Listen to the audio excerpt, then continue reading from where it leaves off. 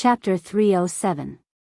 It was unknown if the guest elder, who was famous for his fist techniques, had underestimated him, but in just one exchange, he was forcefully blocked by that young man's fists. His body didn't move, but his feet sank deep into the shattered floor. Then, with a punch, the guest elder's head was chopped off. It wasn't accurate to say that it was chopped off, the entire head was smashed away by the young man. The scene was extremely bloody and cold. Long Yuxuan, who was laughing loudly and floating towards the lady in green, was about to tease her when he caught a glimpse of this scene from the corner of his eye. He was so frightened that he swallowed his words. As expected, the spear suddenly swung down and cut a 2-meter-long crack on the ground. Fortunately, he moved quickly. Otherwise, wouldn't that spear be like a watermelon being cut by a knife? That lady let the entire Mount Hui know what it meant to have a spear technique that was as strong as a swimming snake and explosive thunder. Long Xuanyu's qinggong was undoubtedly excellent, but that red spear moved like a shadow. As long as the spear touched the ground, countless stones would be shattered. Even if it swept through the air, it would still make a whistling sound. The experienced and knowledgeable Huang Fengfuo was once again shocked when he saw the young man who was born with Vajra. He muttered, "The spear immortal king embroidery has finally appeared? But that's fine, but how can a young lady be so domineering?" Su Fengnian had been glancing at the old man with the sheepskin fur coat. If he didn't take advantage of everyone's shock to take down the leader of the bandits, Xianyuan Chongyi, it would be a good opportunity to squander. Li Chungang rolled his eyes and said, "My heart aches for that daughter. This old man doesn't understand. You clearly care about her so much, so why don't you eat her up? To a woman, this kind of care is the most practical." Su Fengnian flew into a rage out of humiliation. "Cut the crap, senior, make a move." The old god of swords raised his chin and said in annoyance, "Wait a while more, look over there." Su Fengnian looked in the direction and saw Xianyuan Qingfeng walking over slowly. She said to Xianyuan Chongyi in a clear voice, "My father invited His Royal Highness to Bull Hill to view the scenery and has already obtained the permission of the old ancestor." The moment she said that, there was a commotion. Xianyuan Chongyi frowned and said, "Qingfeng, don't mess around." It was obvious that he saw this niece's words as a fake imperial edict.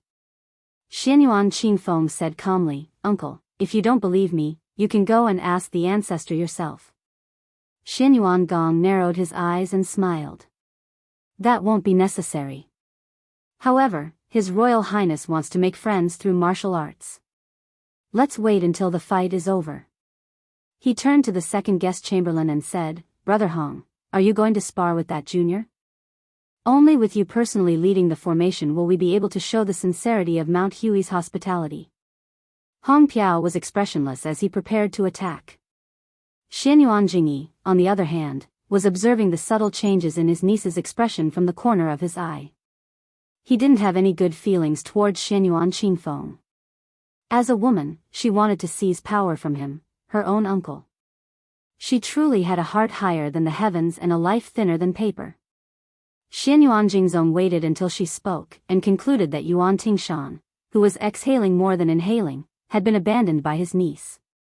Instead, he had turned to cling to the thigh of the heir of Bailiang, hoping to borrow an external force to contend against the mansion of the old ancestor. However, did this infamous His Royal Highness have the ability to challenge the old ancestor?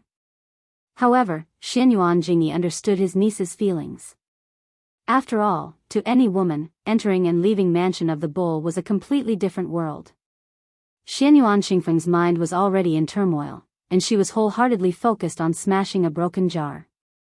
Naturally, she didn't care about Xianyuan Jingyi's erroneous guesses. In the backyard of the eldest branch, a young woman with a cold expression quietly watched the wine stove that was gradually heating up. The wine's name was Angelica, and it was sandwiched between tea leaves from Mount Hui's old tea before the rain, as well as osmanthus seeds picked every mid-autumn festival. The wine's color was golden and translucent, with a hint of green. The wine's aroma was a combination of tea and osmanthus. It was slightly bitter in the mouth, but when tasted carefully, it lingered for a long time with an endless aftertaste. This wine had the meaning of, after bitterness comes sweetness, but it wasn't popular in Mount Hui. Mount Hui was also known as Yaozhao Mountain. In the ancient book, Classic of Mountains and Seas, it was recorded that Yaozhao Mountain had many osmanthus trees. However, after the Xianyuan family occupied this blessed land, they enjoyed a peaceful life for several hundred years. Perhaps it was because their good fortune didn't last long, and their luck gradually decreased, causing the old osmanthus trees to die one by one. Last year, even the only remaining osmanthus tree named Tanggui, which had a lifespan longer than the 1,600 years of the Taoist master's residence on Mount Longhu, had withered.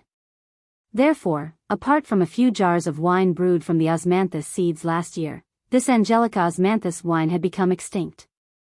Everyone in Mount Hui knew that the eldest son of the first wife, Xianyuan Jingsheng, was an absurd person who was addicted to drinking Angelica osmanthus wine from the books of the sages. The older generation remembered even more clearly that every year on Xianyuan Qingfeng's birthday, this scholar, who was once delusional enough to want to pass the imperial examinations and leave the mountain and was unwilling to practice martial arts, would bring his young daughter to Tanggui to have his height carved. However, after the age of 15, the precocious Xianyuan Qingfeng treated this matter as a disgrace and didn't want to do it again. Thus, he drifted further and further away from his father. These years, only a handful of guests like Huangfang Buddha, who could be counted on one's fingers, had the good fortune to drink a jar of bitter osmanthus wine. Xianyuan Jingsheng liked the bitter taste when he drank and lived up to his reputation as an eccentric. Every year, Xianyuan Jingsheng brewed 3 jars of Angelica osmanthus wine. 2 jars were sent to the courtyard, and he only had 1 jar left. Therefore, he never had enough wine, but here, he never drank. He let the 2 jars of wine sit idle every year. Year after year, the more jars there were, the more mellow the aroma of the wine became. She finally opened a jar of wine and brought in a set of wine utensils that had been sealed for many years. The wine utensils were made by that man himself. In any case, other than practicing martial arts, that person seemed to be good at everything. Sitting alone, she filled a cup of wine and placed it on the table, as if she was hesitating whether to drink or not. She began to hate herself for no reason and reached out to slap the wine cup away. After a while, she stood up to retrieve the wine cup. Only then did she discover 2 small lines of words engraved at the bottom of the cup. The handwriting was clear and elegant. Life is bitter, so long as the right person returns. Chapter 308. Dark clouds loomed over the great snow plateau. A storm was coming. Do you want to shake Kunlun? After hearing his grandson Xianyuan Jingsheng's words, Xianyuan Depan raised his head and laughed heartily. He did not mind the imminent battle. This was not because Xianyuan Depan was conceited. He counted the opponents that the hunchbacked old man had challenged before. When he was 20 years old, he challenged the family's ancestor and caused him to be seriously injured. When he was 30 years old, he fought the spear immortal Wang Xiao and was slightly inferior. When he was 40 years old, he single-handedly entered the sword tomb of the Wu family and forced the sword crown of that generation to use the flying sword technique. Although he was defeated, it was still a glorious defeat. After the Battle of the Sword Tomb, he comprehended swordsmanship for 10 years and was confident that his swordsmanship was comparable to that generation's sword god Li Chungang. Not to mention that Xianyuan Depan also competed with the immortal Qi Xuanjun during this period of time. It was natural that he was defeated. However, if his cultivation was ordinary, why would Qi Xuanjun, who had stayed on the demon-slaying platform all his life, fight? Xianyuan Depan seemed to have competed with others and lost every time. Therefore, he was mocked as Xianyuan Invincible. However, not to mention Qi Xuanjun, the only person in 500 years who could compete with Ancestor Lu, and Li Chungang, who was invincible in the secular world at that time, even the most inconspicuous Gu Jiantang now had extraordinary swordsmanship. If he claimed to be second, no one dared to claim to be first. In this way, how many people dared to underestimate this ancestor of the Xianyuan family? Xianyuan Depan had lived for nearly 100 years. He was different from Li Chungang, whose realm was declining day by day and eventually could not recover. Generally speaking, he had been steadily improving. People predicted that he had reached the celestial state when Xianyuan Depan was in charge of the dynasty. In these years, he had devoted himself to dual cultivation and devoted himself to fusing Confucianism, Buddhism, and Taoism into one. With Xianyuan de Pan's age and strength, it was not impossible for him to reach the realm of earth immortal. After Qi Xuanzhen ascended to immortality, there was no longer a Zhenren of this realm in Longhu Mountain. Once Xianyuan de Pan achieved immortality, the hatred of the past would be returned to the ancestral court of Taoism. At that time, even if Gu Jintang's swordsmanship was superb, how could he be a match for an earth immortal? Those who were well-informed speculated about Li Chuangong's ascension. The one-armed old man wanted to use Xianyuan de Pan to establish his authority. Most of them were not optimistic about the old god of swords, whose realm had declined greatly. The busybodies of Jianghu had specially placed bets on the outcome of Li Chungang and the various first pin masters. Without exception, the odds were extremely high, indicating that they did not have high hopes for Li Chungang. As for the odds against Wang Xianji and the new god of swords, Dong Tai, the odds were about 5,000 taels of silver on Li Chuangong's victory. Jianghu was forgetful and fickle, just like the saying that scholars despised each other since ancient times. Xianyuan de Pan's 10 years of seclusion showed that his realm had improved greatly. His sideburns had turned from white to black. It was a clear proof that he had returned to his original state. It was a mysterious sign of becoming an immortal Zhenren. When Qi Xuanzhen was slaying demons on Mount Longhu, he was 70 years old, but his appearance was as handsome as a young man. Xianyuan de Pan was not in a hurry to make a move. He had waited for 20 years and finally, this day had come. Usually, as he got older, his patience would get better. Xianyuan de Pan looked at his eldest grandson from afar, who was not tainted by worldly affairs. There was no emotion in his eyes. To him, blood relations could be heavy or light. If he was obedient and had the potential to become a dragon, then he would nurture him. If he was a good-for-nothing with mediocre roots, then even if he was his biological grandson, then he would simply abandon his intentions. Since when was Xianyuan de Pan the kind of elder who liked to play with his grandson? The joy of family relationships was not worth mentioning compared to his own immortality. He made an exception and gave this eldest grandson whom he had high hopes for another chance. The first time was during Xianyuan Jingqing's coming-of-age ceremony. He asked him if he was willing to learn martial arts. Unfortunately, this stubborn child insisted on learning from Sun Ping of Zhejiang City. Xianyuan de Pan was really amazed by this grandson's talent.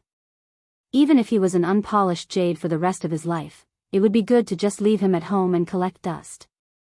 Later on, Xianyuan Jingqing met the woman in distress and returned to the mountain to beg for help from his family.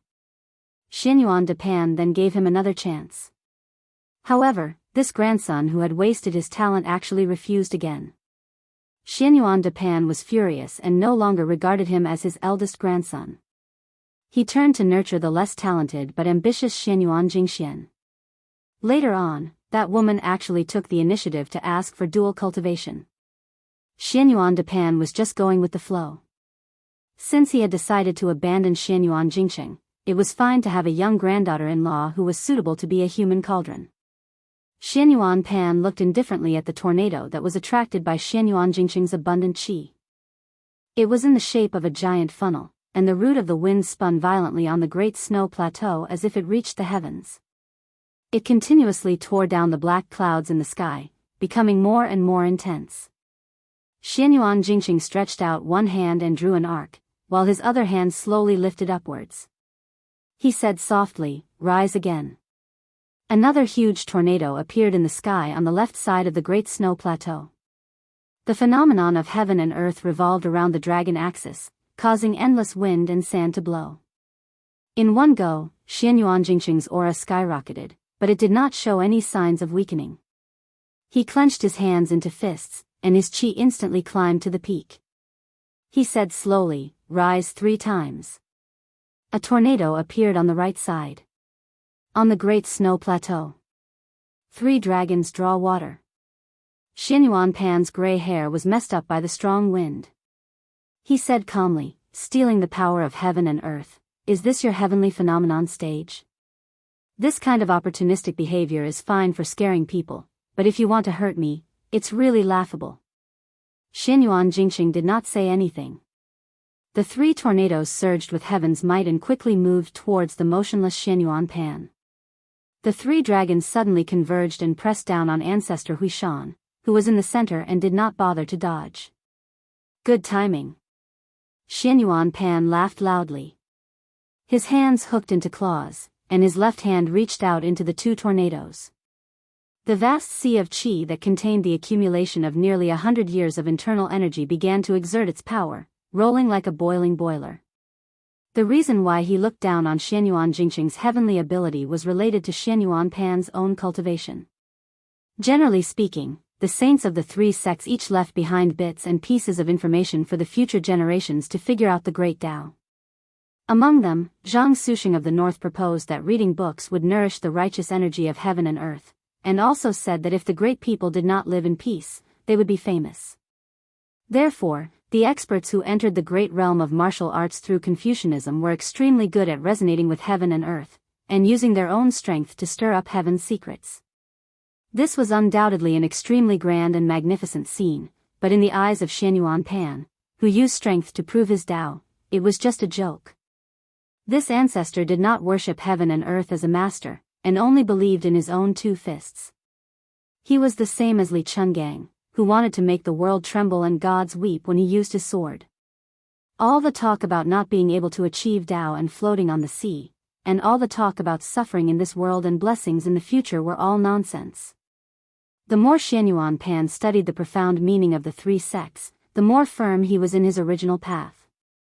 He had two hands, and even the immortals, Buddhas, demons, and demons had to obediently retreat and get lost. Moreover, Xianyuan Pan had a clear goal, which proved that the path he chose was not only feasible, but also extremely correct. Wang Xianji of the martial emperor city. In today's world, there were only a handful of people who could fight with him, Xianyuan Pan. Xianyuan Jingqing, the useless abandoned son of the family, was not worthy. Xianyuan Pan actually tore apart the two tornadoes. Without the foundation of the waterspouts, the black clouds at the top of the tornadoes slowly rolled as if they were dying, and finally drifted away and returned to the sky. Just as he was dealing with the last waterspout, Xianyuan Jingqing tapped the ground with the tip of his foot, and a large pit was blasted out of the ground. His figure was like a long rainbow, piercing through the tornadoes, and then came to the front of Xianyuan Pan, and pushed out with his palm.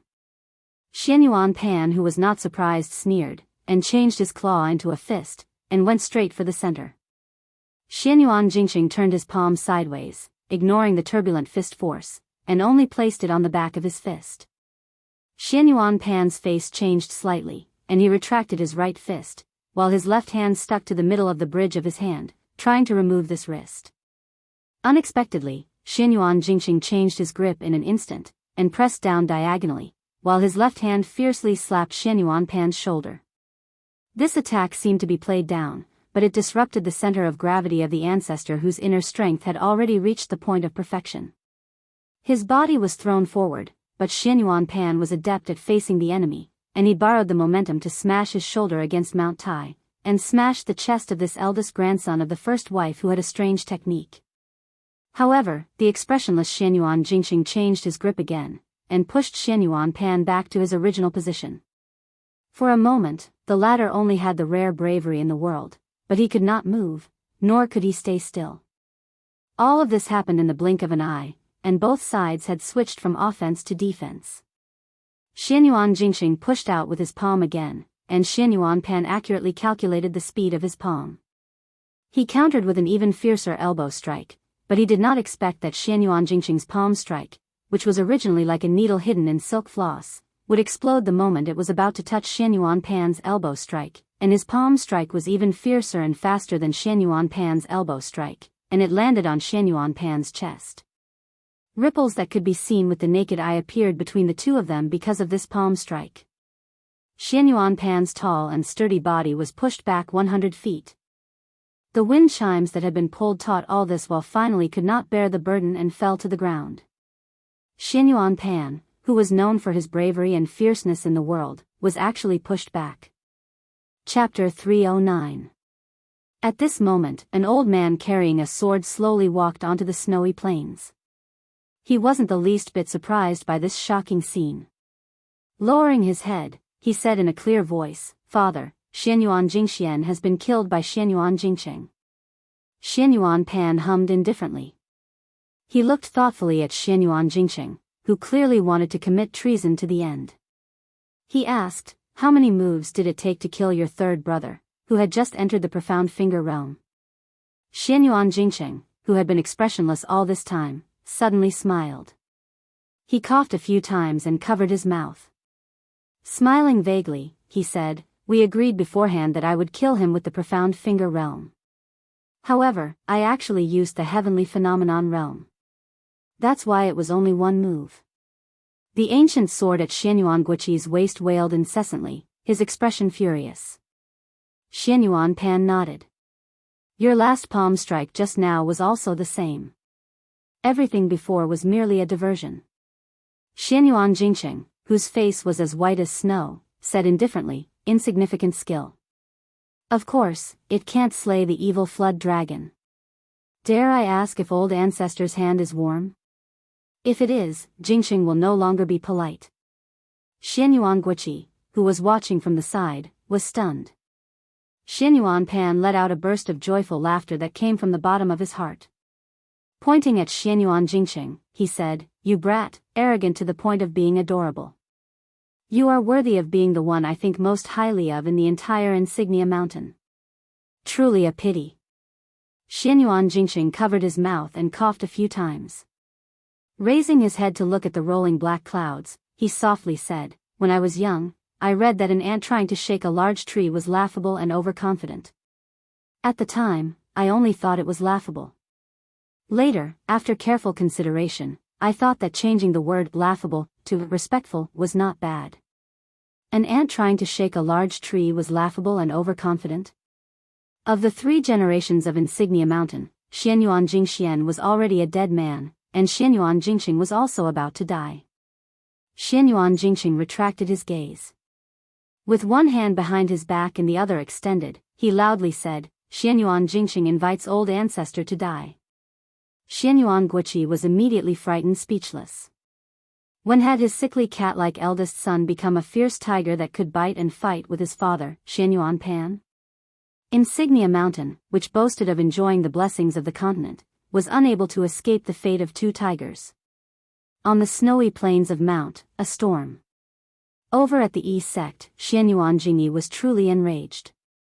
Especially after his niece, Xianyuan Qingfeng, had come to stir things up, adding fuel to the fire. Did that sloppy young heir really think that he had come to Mount Hui to enjoy the scenery? My Mount Hui and our neighbor, Mount Longhu, are mutually supporting each other. Even Prince Zhao Yi of Guangling, who is second to none in the southeast of the empire, dares to defy us. You, who has roots far away in Bailiang and His Royal Highness, who has yet to inherit the throne, dares to behave atrociously here. It was true that he was wary of this Bailiang dragon, but he wasn't really afraid of him. The one that Xianyuan Jingyi didn't dare to use his full strength to crush wasn't Su Fengnian, who only had skin and a title. It wasn't even Li Chungang, who was still ranked 8th in the world. It was that crippled butcher. Xianyuan Jingyi cast a sidelong glance at Xianyuan Qingfeng and coldly snorted. This little bitch who lives off others while helping others. As expected of the daughter of that shameless woman. She wants to borrow power to reverse the decline of the first wife's branch. As a little bitch, she doesn't feel ashamed to show her face in public. First, it was that uncouth brat from the countryside, Yuan Tingshan. Then, she threw flirtatious glances at the influential Song family. Now, she's even seduced the heir of Bailiang, who has a terrible reputation. The Xianyuan family's reputation has been completely lost. Xianyuan Jingyi's expression turned warm. He turned his head and smiled at the guest that he relied on the most. "I've troubled Brother Hong." Hong Yu indifferently replied, "It's my duty." Huang Manor, who had smashed the guest's head with a single punch, had nothing better to do. From time to time, he would stretch out his leg and kick the headless corpse's hand. Everyone from Mount Hui felt their hair stand on end. The youth, who was born with unparalleled physical strength, grinned when he saw Hong Yu step out. At this moment, the head steward of the second branch hurriedly ran over. A guest that had been worshipped by the third branch had ill intentions and tripped him. The steward fell flat on his face. He didn't even care about glaring at the guest and only cared about getting up and rushing to his master, Xian Yuanjingyi's side. For some reason, this steward felt a chill run down his spine. His lips trembled as he stood on tiptoe and whispered in his ear, "Third master is dead." Xian Yuanjingyi thought he had misheard and frowned. "What did you say?" The steward's body trembled as he repeated in a trembling voice, "Third master, Xian Yuanjingxian is dead." Xian Yuanjingyi's eyes widened, but he immediately suppressed his shock and tried his best to remain calm. "How did he die?" The steward, who seemed to be trying to resist the chill of early autumn, covered his chest with his hands and lowered his head. "First Madam said that Xian Yuanjingxian killed him." Xian Yuanjingyi finally couldn't hold back his anger. "Bullshit," the steward said with a sullen face, "it's true. Third master's corpse is still lying in the courtyard. No one dares to touch it." Xian Yuan Qingfeng, who was well aware of the situation, sneered. She had never felt so carefree and happy before. His Royal Highness, whose nature was to wish for the world to be in chaos, was moved when he saw this scene. Blue Bird was currently chasing after the man with the fan like a stray dog. Su Fengnian laughed loudly. "Blue Bird, come back, come back. This great bull gang's backyard is already on fire. Xian Yuanjingxian killed Xian Yuanjingxian. Brothers killing each other is lamentable and lamentable." The crowd was in an uproar. The guests weren't blind. Aside from a few martial fanatics who didn't know much about the world, most of them were shrewd people. When they connected the dots with Xian Yuanjingyi's abnormal behavior, they knew that the Bailiang heir's earth-shattering words weren't too far from the truth. Was the towering tree of Mount Wei going to fall? When the tree falls, the monkeys scatter. Those who ran too slowly would be crushed to death by the tree. Especially those who tied their lives to the tree branches with ropes. They were destined to die the most miserable deaths. But would it fall? Would Mount Wei really change?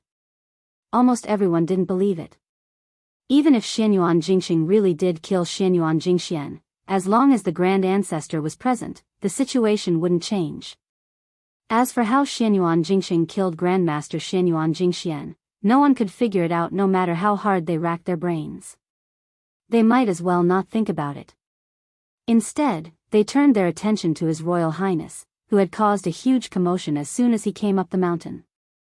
Some of the more quick-witted guests of the martial arts world were secretly considering whether or not they could latch onto Bailiang Palace. There were many secret manuals in Mount Wei, but could there be more than the Tidehark Pavilion? Grand Ancestor Xuanyuan's martial arts were profound and boundless, but in the end, he couldn't jump out of Jianghu. No matter how big Jianghu was, it was nothing compared to the king of Bailiang, who had coldly looked down on Jianghu from horseback in the past. The situation suddenly went completely out of control. "Look! What's going on over at the snowy plains? Could it be a tornado created by human power? Good heavens, this is 3 dragons drinking water. Could it be that the Grand Ancestor has come out of seclusion? Is he going to ascend?" Xian Yuanjingxian turned his head to look, his face dark and livid.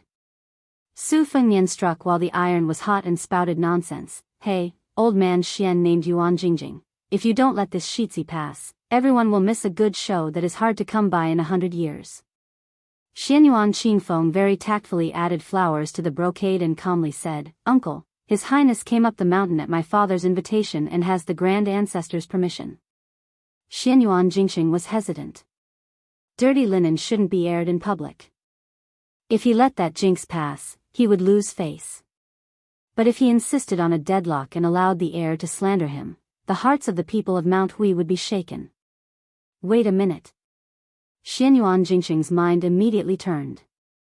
If what the steward said was true, then his third brother Xian Yuanjingxian was already dead, his eldest brother had gone to the snowy plains to seek his own death, and his father Xian Yuanguoqi had no intention of becoming the head of the family. In the future, when the Grand Ancestor ascended to immortality, who would be in charge of Mount Wei? It was truly a case of searching high and low for something, only to find it by chance. Xian Yuanjingxian was overjoyed, but he still looked like he was in a dilemma. Everyone held their breaths, patiently waiting for Xianyuan Jingxing's decision. Is it going to rain? Su Fengnian looked up at the sky, then turned to Xianyuan Jingxing with a smile. Let me pass, and an umbrella. That won't be difficult, right? Xianyuan Jingxing's face was angry, but he clearly took a step back. He calmly ordered the steward beside him, go get an umbrella. Su Fengnian brought all of his men to the snowy plains, but Xianyuan Jingxing only brought his two trusted aides, Huang Fangfua and Huang Fangfua. Xianyuan Qingfeng brought up the rear. Some scenes that she thought she had long forgotten suddenly appeared vividly in her mind. That man who mocked himself for being tasteless if he didn't read for a day, had personally taught her how to read, saying that as long as she opened a book, it would be beneficial, but she didn't need to understand it. He taught her how to write, and said that at the beginning of the book, she could use clever phrases to attract people's attention, causing them to be amazed at first sight, but it didn't matter if she started strong but finished weak.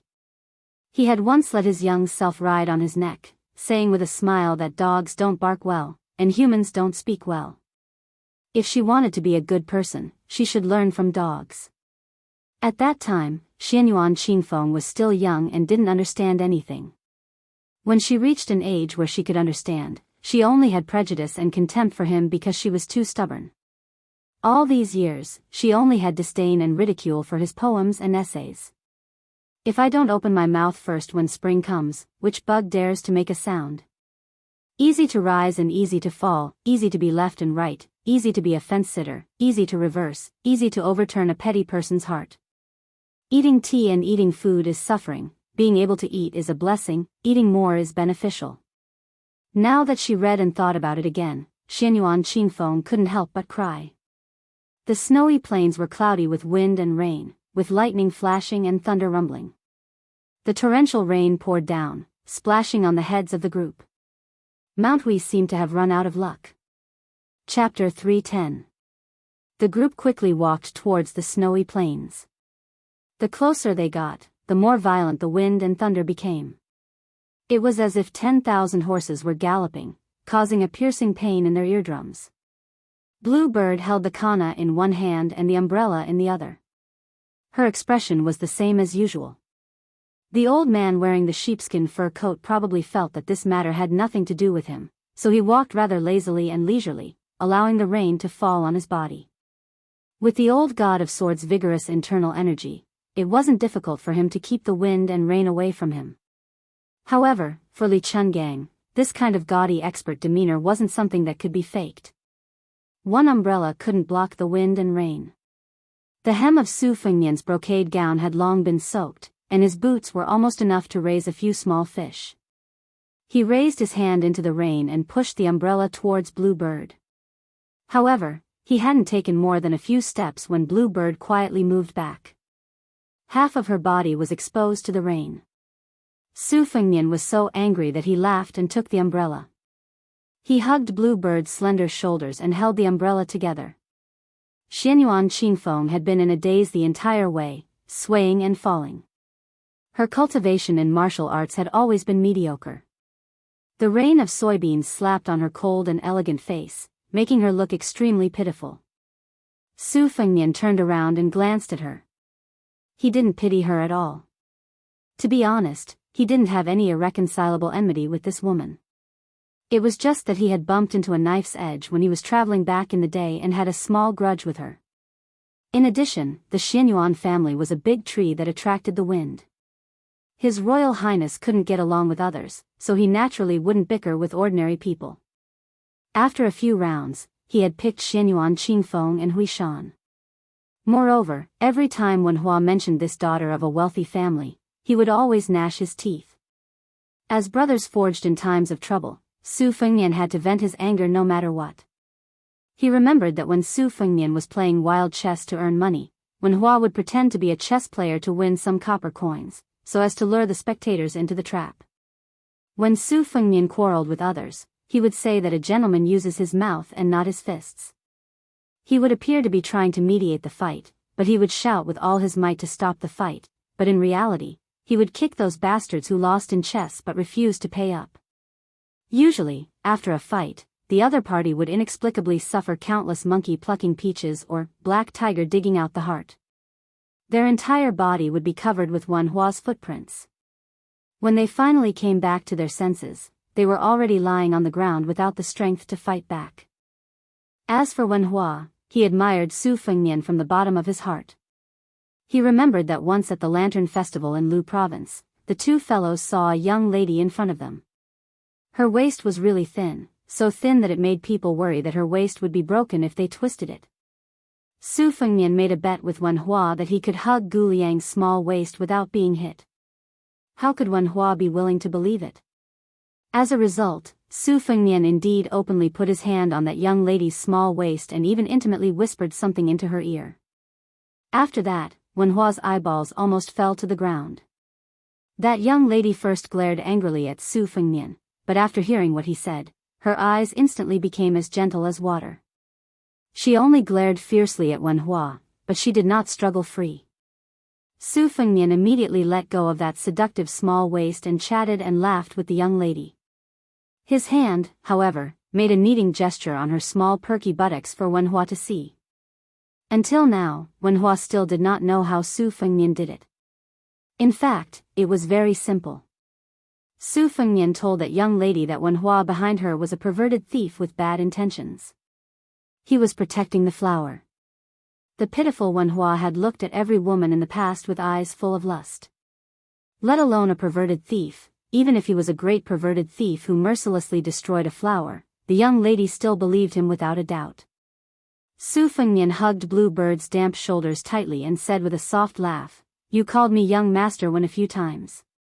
Wenhua will really remember you for many years." Blue Bird gave a puzzled grunt.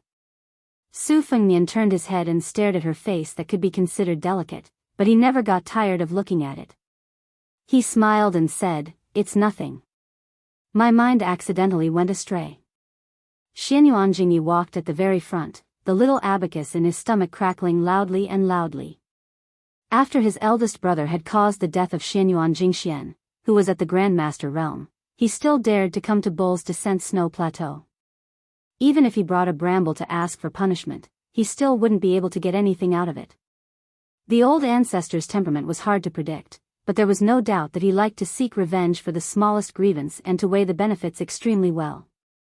His eldest brother, Xianyuan Jingsheng, had obviously studied to the point that he had become a cripple. It was one thing for him to be content with his useless studies, but how could the old ancestor easily forgive him for using some unknown method to kill his third brother, whom he had placed such high hopes on? That niece of his who was fiercely siding with outsiders was acting abnormally. There was a suspicion that a broken jar would be smashed. In Mount Hui, how could a woman have the slightest chance to stand out? Grand Guest Elder Huang Fengfu's expression was calm, but Hong Piao, on the other hand, seemed to be distressed. Xianyuan Jingyi didn't pay attention to these minor details. Stepping onto the snow plateau, Xianyuan Jingyi immediately caught sight of the old ancestor's imposing figure. His qi leaked out violently like a tide, as if he was holding up a large umbrella, repelling the raindrops from 3 feet away from him. He then looked at his eldest brother, Xianyuan Jingsheng, who was standing in the field like a drowned rat, covering his mouth and coughing. You Confucian scholars scrupulously abide by the words of the northern sage Zhang, who said that you should cultivate your body, govern the country, and bring peace to the world. But let me ask you, Xianyuan Jingsheng, what kind of body do you cultivate, what kind of family do you govern? After living your whole life, you can't even protect your wife and daughter. Other people reincarnate to be free and unfettered. It's fine if you don't reincarnate. The wind whistled at the top of the mountain, but old ancestor Xuanyuan's arrogant laughter was even more ear-piercing. According to common sense, Xianyuan Jingsheng was far from 50 years old. It was appropriate to say that he had lived half his life, but Xianyuan Great Plate said that he had lived his whole life. It was obvious that he had seen through Xianyuan Jingsheng's method of fighting for the realm at the cost of his life. Moreover, the old ancestor didn't intend to let this scholarly and crafty junior continue to live. It was enough for Mount Hui to have one land immortal. What was the point of enjoying the land immortal alone? If there were two, what kind of scandal would it be? How could he enjoy the land immortal alone? If Xianyuan Jingxing was willing to practice martial arts according to his wishes, Xianyuan Great Plate wouldn't mind letting him take over Mount Hui after he ascended. But if Xianyuan Jingxing could compete for the land immortal in his lifetime, Xianyuan Great Plate would definitely strangle him. It would be best if I could ascend. If I worked hard for 100 years to seek immortality without any results, after I died, who would care about the rise and fall of the family? My children and grandchildren would have their own fortune. Whether it was glory or disgrace, I, Xianyuan Great Plate, wouldn't care about this damn thing. When Xianyuan Jingxing heard this, he finally ate a pill of reassurance. There was no deviation in the development of the situation. This time, the old ancestor wouldn't tolerate his big brother's misdeeds. He was curious about how his big brother could kill Xianyuan Jingxian, who had already entered the finger-profound realm. Xianyuan Jingxing believed that he had the right time, place, and people to sit in charge of Mount Hui, but he still couldn't do it. Xianyuan Jingxing inadvertently saw his father's expression and was shocked. Why was his father so serious? Then Xianyuan Jingxing said something that made Xianyuan Jingxing sluggish. Heaven's evil can be forgiven, but the evil you bring upon yourself is the hardest to bear. Today, Xianyuan Jingxing was only enforcing justice on behalf of the heavens and sweeping away the 500 years of accumulated dust of Mount Hui. As for how much can be swept away, that would depend on the will of the heavens. In half a cup of tea's time, you exchanged 216 moves with the old ancestor as a heavenly image cultivator. Does the old ancestor have any chance of winning? Why use words to boost your courage? Xianyuan Great Plate, who had already accumulated power in Mount Hui for 60 years, was very calm. He said tit for tat, you did your best without regard for your life, but did you ever hurt me? Xianyuan Jingxing, who was dressed as a middle-aged scholar, smiled faintly. The old ancestor walked on the martial path for nearly 100 years. To Mount Hui, even if there was no merit, there was still hard work. If Xianyuan Jingxing won easily after 20 years of observation, the old ancestor would die unwillingly. Xianyuan Jingxing only felt that this big brother of his had lost his mind. But very quickly, Xianyuan Jingxing felt a monstrous chill fill his bones. Exchanged 200 moves with the old ancestor? Xianyuan Jingxing suddenly turned his head and said, Third brother respected Xianyuan Jingxing because of charm, second brother respected you because of slyness. Both are not righteous. The sins of the heavens can be forgiven, but the sins of one's own making are the hardest to bear. Xianyuan Great Plate said with a ferocious expression, I want to see what other tricks you can play. Xianyuan Jingxing said calmly, Jingxing has been observing for 20 years. I hope that today will be the day when I have accumulated enough. I definitely won't disappoint the old ancestor. Since everyone is here, Jingxing will go first. If the old ancestor still wants to hide and suppress your cultivation at medium heavenly image, be careful that you won't have the chance to reach great heavenly image. Xianyuan Great Plate sneered, Oh? You caused such a big commotion, and even that woman with broken shoes didn't come to watch. You can't wait to go to the Yellow Springs Road? Could it be that you can't hold on until then? Your method is mysterious, but it's much more unorthodox than mine. Without waiting for the old ancestor to finish speaking, Xianyuan Jingxing rudely stopped listening. Instead, he turned his head and looked at his daughter from afar. This scholar had an open-minded smile on his face. Cultivating one's body was the correct heart. Scholar Mo Dao didn't have the courage to ask the heavens and earth to sink into the sea. Successful people didn't only have extraordinary talents, they also had to have a tenacious will. Xianyuan Jingxing's mind flashed by, and those poems and essays appeared one by one. I've become a land immortal. Xianyuan Jingxing closed his eyes. He was bleeding from his 7 orifices, but his expression was calm as he spread out his hands. It was as if he wanted to encompass the entire world. With him as the center, the accumulated water on the snowy plains exploded outwards. In that instant, 9 bolts of lightning came from the heavenly court. Li Chungang, who had been silent all this time, sighed, How is this kid a Confucian scholar? He's clearly a Confucian saint. Chapter 3:11. The heavenly thunder was as thick as a tree. In the blink of an eye, it was projected onto the great snow plateau, exploding 9 large holes. Fortunately, the spectators were all safe and sound. The Great Snow Plateau was divided into two parts by the Confucian scholar Xianyuan Jingsheng. The 9 purple serpent-like thunder and lightning struck the great ancestor Xuanyuan's side. The old man was so arrogant that he didn't even try to dodge. His fist, which was as big as a bowl, smashed towards one of the purple thunder pillars.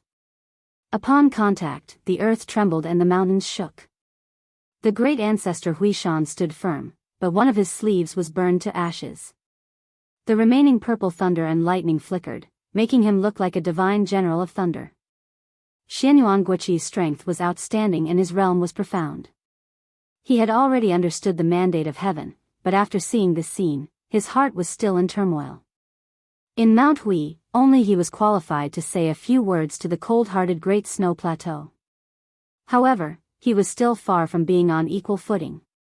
Even if Xianyuan Guoqi was a great grandmaster of swordsmanship, he still had to be submissive and respectful in front of the Great Snow Plateau. Before the destruction of the Forbidden Villa, Huishan Xianyuan was known as the North Gashu and the South Xianyuan. His martial arts foundation was very long, and he learned a lot from many people. Other than a few exquisite and unique mental cultivation methods, the elders mostly taught the younger generation according to their aptitude. Xianyuan Guoqi was known as having an innate sword embryo since he was young, so he started to practice swordsmanship early. Now, there were 3 people in the current generation with the surname Jing. According to the custom, when they were 1 year old, they had to grab a book. The 3 people were different. Xianyuan Jingsheng grabbed a book called The Spring and Autumn Annals, while Xianyuan Jingxian and Xianyuan Jingxian grabbed 2 martial arts secret manuals. In the next generation, because there were many children, it became more and more complicated. Xianyuan Qingfeng grabbed a jade rui, while Xianyuan Jinggong's eldest son, Xianyuan Qingmeng, picked a string of bells. There were all kinds of strange things. Su Fengnian was about to ask when the old god of swords tilted his head and scratched his ear. It seemed that he did not feel any sense of accomplishment because he could not dig out the earwax. He said in a bad mood, "Open your eyes and watch carefully. The next 2 people are competing with something that can't be bought with money. Their moves may be ordinary, but after returning to the basics, it is nothing more than simplification. However, the flow of qi and timing are the key. For swordsmen like us, in the end, the sword is nothing more than a horizontal, vertical, and diagonal slash. Why is it that ordinary people use swords so inflexible, but brilliant swordsmen can generate upstanding qi? Sword immortals can fly and cut off heads. Once the sword is thrust, unless it is done with all its might and is as fast as it can be. Otherwise, once the qi circulates, although it seems fast, it will suddenly slow down, causing the opponent's expected counterattack to miss. When he changes, he will suddenly increase his speed. If he changes again, even if he can make it in time, he will lose his initial momentum. This is the most common and simple principle. When experts exchange blows, fighting strength is the foundation. Among them, a battle of wits, courage, and ruthlessness is the most exciting part. I remember that when the number 1 expert of the Beimang went to the 2 Zen temples, he was stopped by the white-robed monk. The 2 of them did not seem to have truly exchanged blows. They did not make a single move and just stood there motionless. One of them was a martial sage, and the other could have been the reincarnation of the Bodhisattva of Buddhism. They could not be dozing off in a daze, right? But why didn't the son of the Beimang, who had reached the pinnacle of martial arts, make a move? This is the true beauty of the Vajra realm. The so-called first-grade Vajra realm experts of today's world are far inferior. Isn't the dead Xianyuan Jingxian known as the Vajra Invincible Finger? Invincible Vajra my ass. Xianyuan Jingxing abruptly used his qi to forcefully soar into the sky. After the 9 thunderbolts, there were bursts of heavenly thunder. In an instant, a strange phenomenon appeared. The water met the purple thunder. Li Chungang narrowed his eyes and said, "Little Su, if you don't want your retainers to be implicated and end up dying an unnatural death, then hurry up and get them to retreat. This old man only promised to protect your life. As for the others, the heavenly thunder is rolling down in a chaotic manner. This old man does not have the patience to block the natural disaster for them." Su Fengnian waved his hand, indicating that everyone except for Huang Manor and Blue Bird should retreat from the Great Snow Plateau. Xianyuan Jingsheng and the two esteemed guests were shaken. Even though they were used to big scenes, at this moment, their faces were extremely pale. Especially Xianyuan Jingsheng, who felt guilty in his heart. He was simply overwhelmed. Big Brother's words of, "I will become an earthly immortal," were more than 1,000 words of warning and threat. Earthly immortal realm?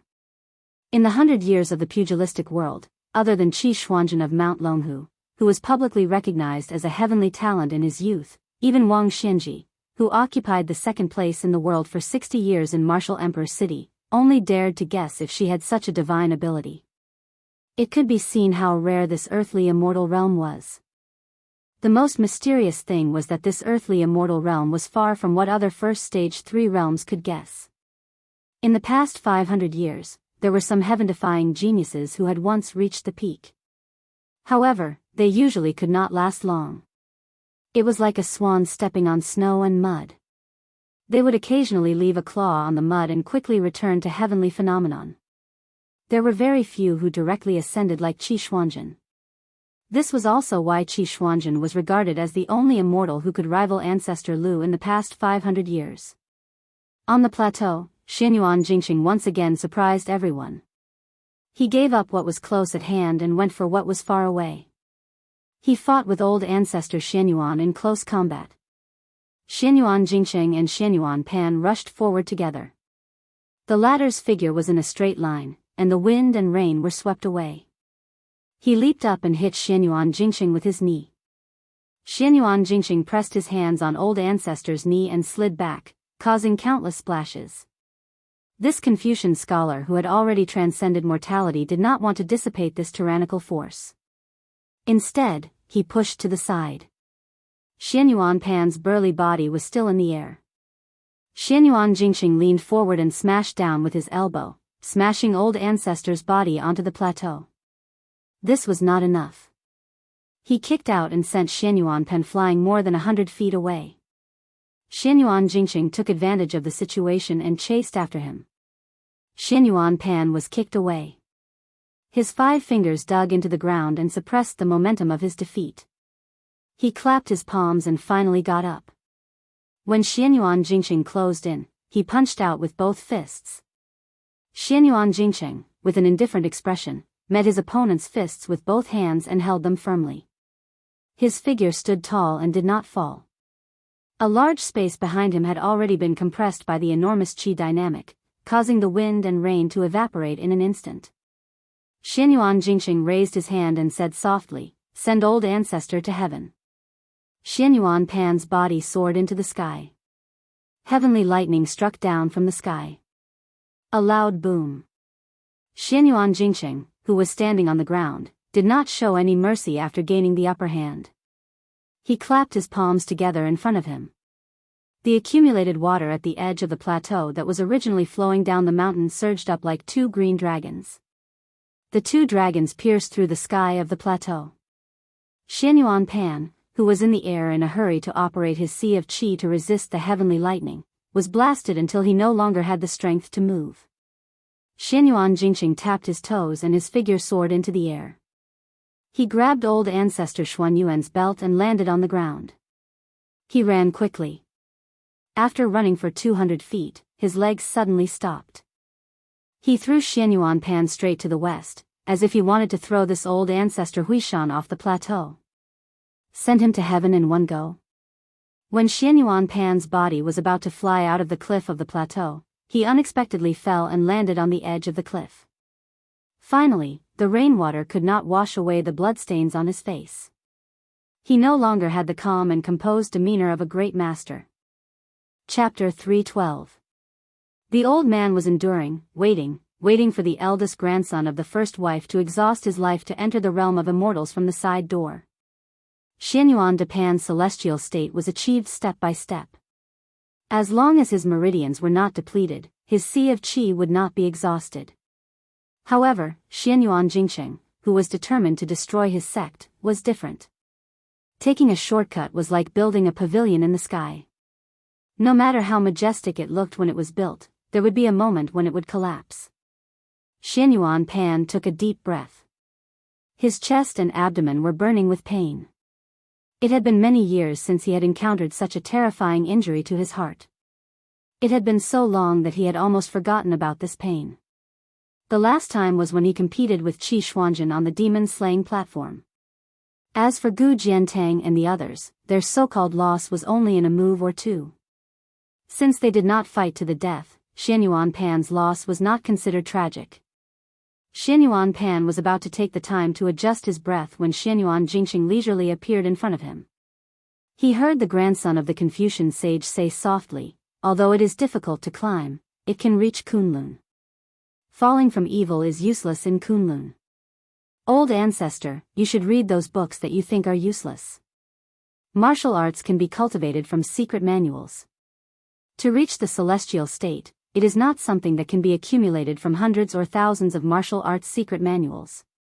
Xianyuan Pan said ferociously, "You think you are worthy to talk to me about principles?"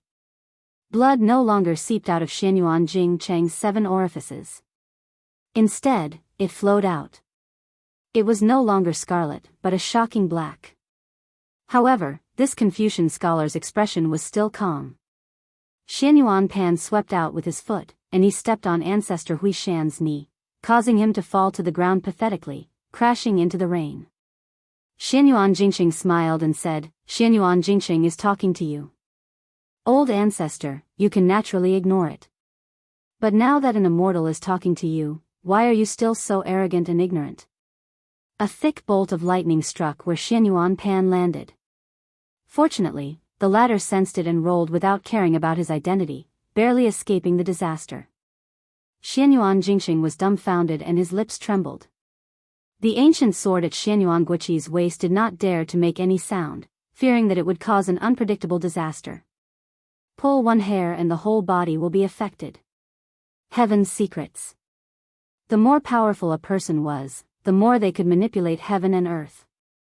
Xianyuan Guiqi was well aware that on the snowfield of Mount Hui, he was the one who was most likely to be affected by the aftermath of the catastrophe. Xianyuan Jingxing coughed a few times. It was supposed to be very light, but it sounded exceptionally sharp in the ears of the experts present. Xianyuan Dandan was overjoyed. His figure flashed straight away, no longer wanting to fight to the death. He only wanted to increase the distance between him and Xianyuan Jingxing, the farther the better. How could something like face compare to the most important thing, life? Xianyuan Jingxing did not chase after him. He looked at the entrance of the great snow field and did not see that familiar figure. His eyes dimmed slightly. He covered his mouth and turned to look at Xianyuan Ancestor. He asked indifferently, "Do you have any last words for the descendants of Mount Hui?" Xianyuan Pan pretended to be deep in thought to stall for time. To be honest, Su Fengnian admired Xianyuan Dandan's shamelessness. As the high and mighty ancestor of Mount Hui, he was also one of the top few figures in the entire Jianghu. However, he kidnapped people for dual cultivation and took people's wives and daughters. When he was at a disadvantage, he did not care about his status at all. Needless to say, his martial arts skills were even more impressive. Just as His Royal Highness's imagination was running wild, the middle-aged scholar called Confucian sage by the old god of swords suddenly looked over. Su Fengnian's body suddenly froze. However, for some reason, the old man wearing the sheepskin fur coat ignored him. Instead, he just stared blankly at the demon-slaying platform on Mount Longhu, leaving behind a not-so-tall figure. Xianyuan Jingxing looked at His Royal Highness. He coughed and said intermittently, "After dealing with the family matters, Xianyuan Jingxing will talk to Qingfeng about his martial arts experience. In the future, she will pass it on to you as a reward for His Royal Highness taking the risk to come up the mountain today. It's a pity that I won't have the chance to invite your highness to drink a pot of osmanthus wine. Qingfeng's method of warming wine is excellent." Xianyuan Jingxing looked at Su Longxiang again. There was admiration in his eyes. What a good saying. Li Bai won't be lonely anymore from the 2 Zen temples. Here, Xianyuan Jingxing will say one more thing. Little prince, you shouldn't enter the celestial phenomenon state so easily. After entering the celestial phenomenon state, you will be invincible. You have to know that once you enter the celestial phenomenon state, you will have to resonate with heaven and earth. An ordinary man with a jade ring will only be attacked by thieves. Su Fengnian said respectfully. Su Fengnian thanks Mr. for the guidance. Xianyuan Jingxing nodded and then said to Xianyuan Guiqi. However, he didn't turn his head to look at him. He said indifferently and calmly, Father, please leave the mountain. You can never enter the mountain again in this life. Xianyuan Guiqi was so angry that he laughed. You? At this moment, Xianyuan Jingxing was killed on the spot by the two guests behind him. Xianyuan Guiqi was stunned. Huang Fangfua had a good relationship with his son. Everyone in Mount Hui knew that they had a good relationship. But when did Hong Yu get to know Xianyuan Jingxing? Xianyuan Jingxing coughed violently. Hong Yu's martial arts cultivation today was all because of me. Xianyuan Jingxing isn't a bookworm. He wouldn't have just studied there for 20 years. Xianyuan Guiqi's heart was dead. Xianyuan Jingxing waved his hand at the two guests. Send him down the mountain. Xianyuan Guiqi was furious. He gritted his teeth and sneered. With just them? Xianyuan Jingxing smiled faintly. I knew it would be like this. Xianyuan Jingxing lowered his head and looked at his chest that was dyed red and black by blood.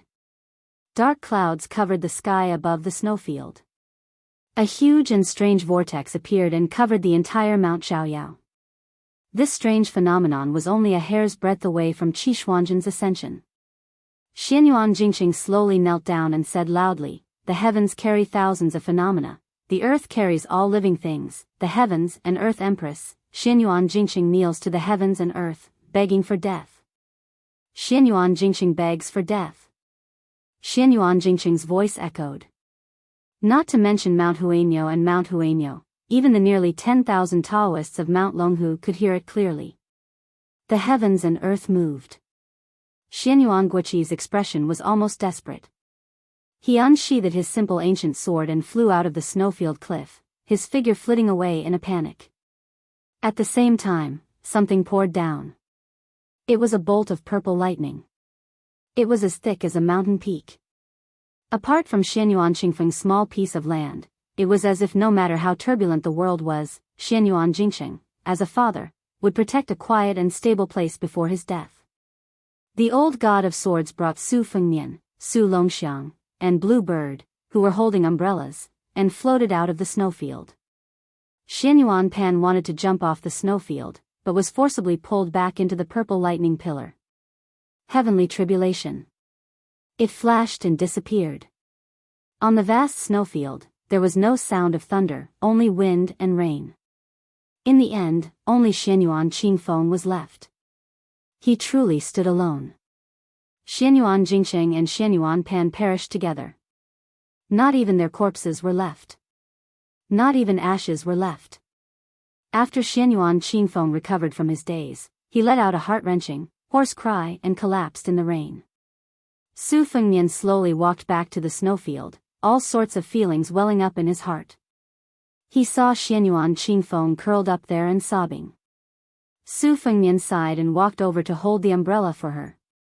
It wasn't for her, but because of what Xianyuan Jingxing had done, Su Fengnian deserved to do this for the daughter of the Confucian sage. The rain was still pouring heavily. She didn't get up, so Su Fengnian held the umbrella the whole time. The old god of swords, Li Chungang, stared at this scene with wide eyes. Then, his eyes dimmed with loneliness, reminiscence. That year, when he carried that girl up the evil slaying platform, it was also raining heavily, and he also held the umbrella. The world didn't know that this god of swords had been wronged by Qi Xianzhu. It didn't matter that the wooden horse and ox were broken, nor did it matter that he was left with only one arm. These weren't the reasons for Li Chuangang's great drop in cultivation. Even after being trapped under the tide listening pavilion for 20 years, Li Chungang still couldn't walk out of his own prison. She was already invincible in the world, so what about herself? Li Chungang remembered her face when she died. At that time, she couldn't say a single word.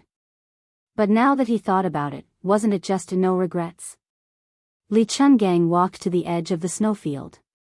Behind him was a man and a woman holding an umbrella, just like the scene between him and the green-robed girl. When her chest was pierced by a sword, she said with a pale smile, "If the heavens didn't give birth to you, Li Chungang, it would be boring." Li Chungang shouted, "Swords, come!" All the swordsmen of Mount Insignia unsheathed their swords and flew toward the snowfield. The Taoists of Mount Longhu unsheathed their thousands of peach-wood swords and flew toward Bull Mound. 2 waves of flying swords. They blotted out the sun. On this day, God of Swords, Li Chungang once again entered the realm of a land sword immortal. Chapter 313. Su Fengnian used to be a pauper when he was practicing the knife.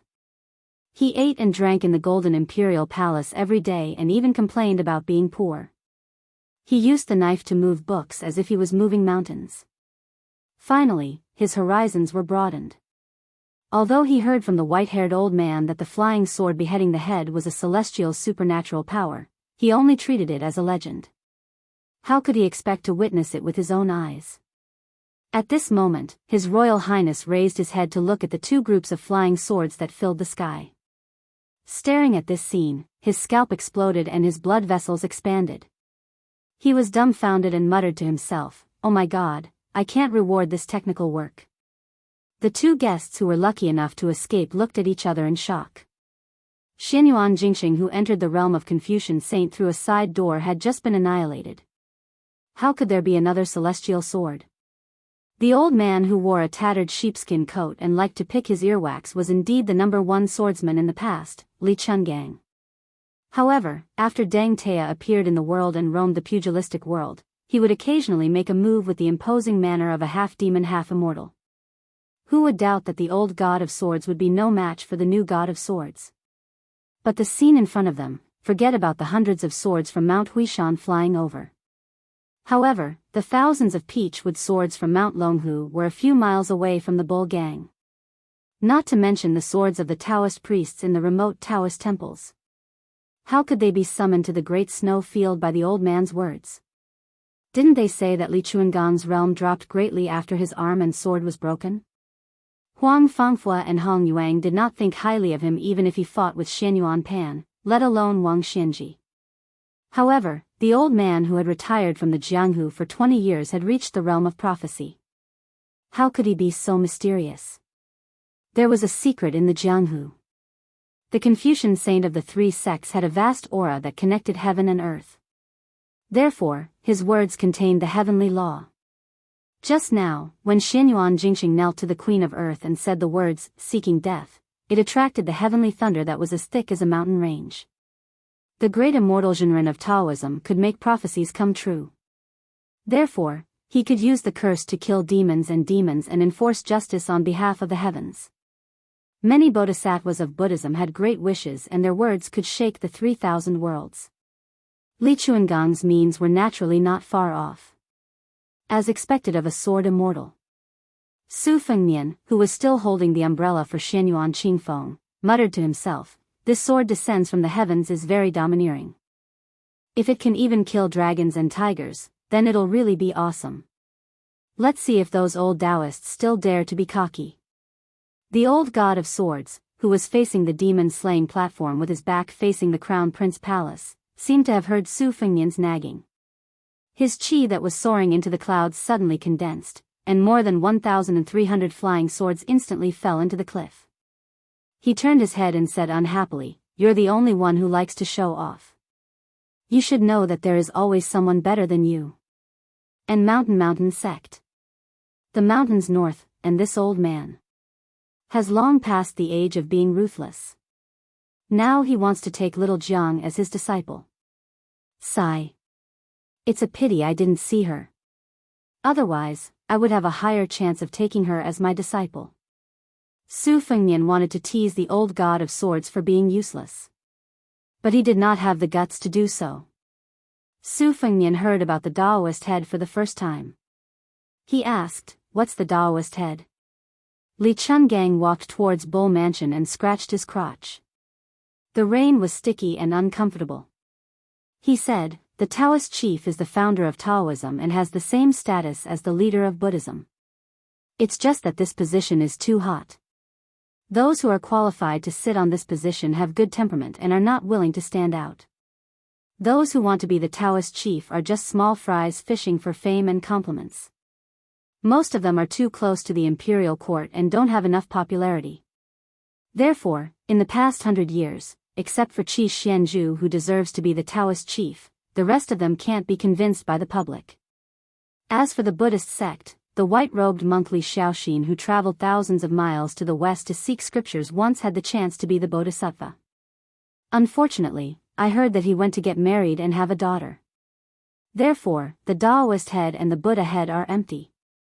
The reason I'm telling you this now is because this old man sensed a few peaks in Mount Longhu when he was riding his sword on the snowy plains. The Taoist from the Taoist mansion stopped him and the Taoist from Jinjuan Temple also interfered. This is not strange. What's strange is that the qi in Mount Yunjin was so abundant that it could be called fate, but it was not willing to do anything. Su Fengnian, who had been holding the umbrella to shelter Xianyuan Qingfeng from the wind and rain, gripped the handle tightly and said, "It must be that weird Taoist called Zhao Huangchao." He claimed to be a member of the Liang imperial family who entered Mount Longhu to cultivate Taoism.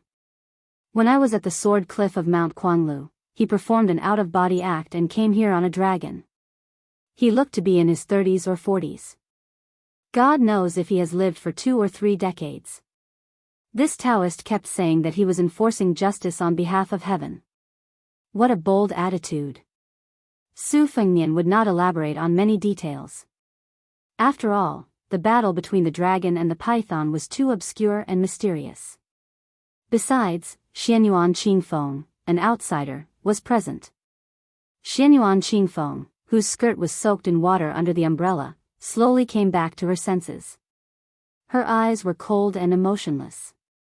Some time ago, I went to Mount Yunjin to look for a flood salamander. I saw a middle-aged Taoist fishing in a deep lake. At that time, I thought his cultivation was mediocre and that he was pretending to be a hermit expert. At that time, this Taoist was discussing the scriptures of the 3 sects with Song Kelly, the heir of the Song family. He was very arrogant and called Saint Zhang of the North as Teacher Zhang. It was as if he was born 2,000 years earlier and dared to sit and discuss Taoism with the saint. Li Chungang frowned. Zhao Huangchao of the 3 sects. This old man had never heard of him. Qi Xuanzhen also did not mention him in the 2 times he met him. However, with this Taoist's cultivation, he was more than qualified to be the leader of the Taoists. Young Su, how did you offend this celestial? How could you make him go astray and not hesitate to show off his dragon ride? With this Taoist strength, he was able to live in seclusion in Mount Longhu for at least 100 years without making a name for himself.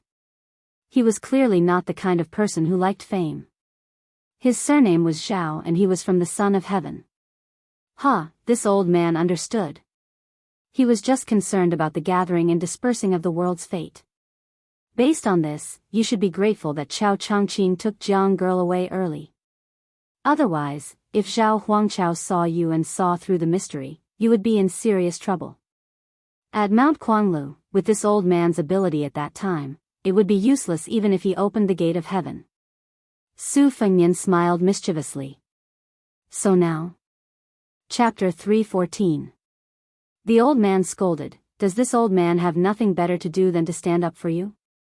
Do you think fighting with celestial beings is a small matter? Celestial beings, dragon spirit travel, profound fate." Xianyuan Qingfeng felt a chill run down her spine. She used to be an arrogant and stubborn woman born in the most powerful family in the martial arts world, the only daughter of the first wife, and had a photographic memory. She could be counted as a small arsenal.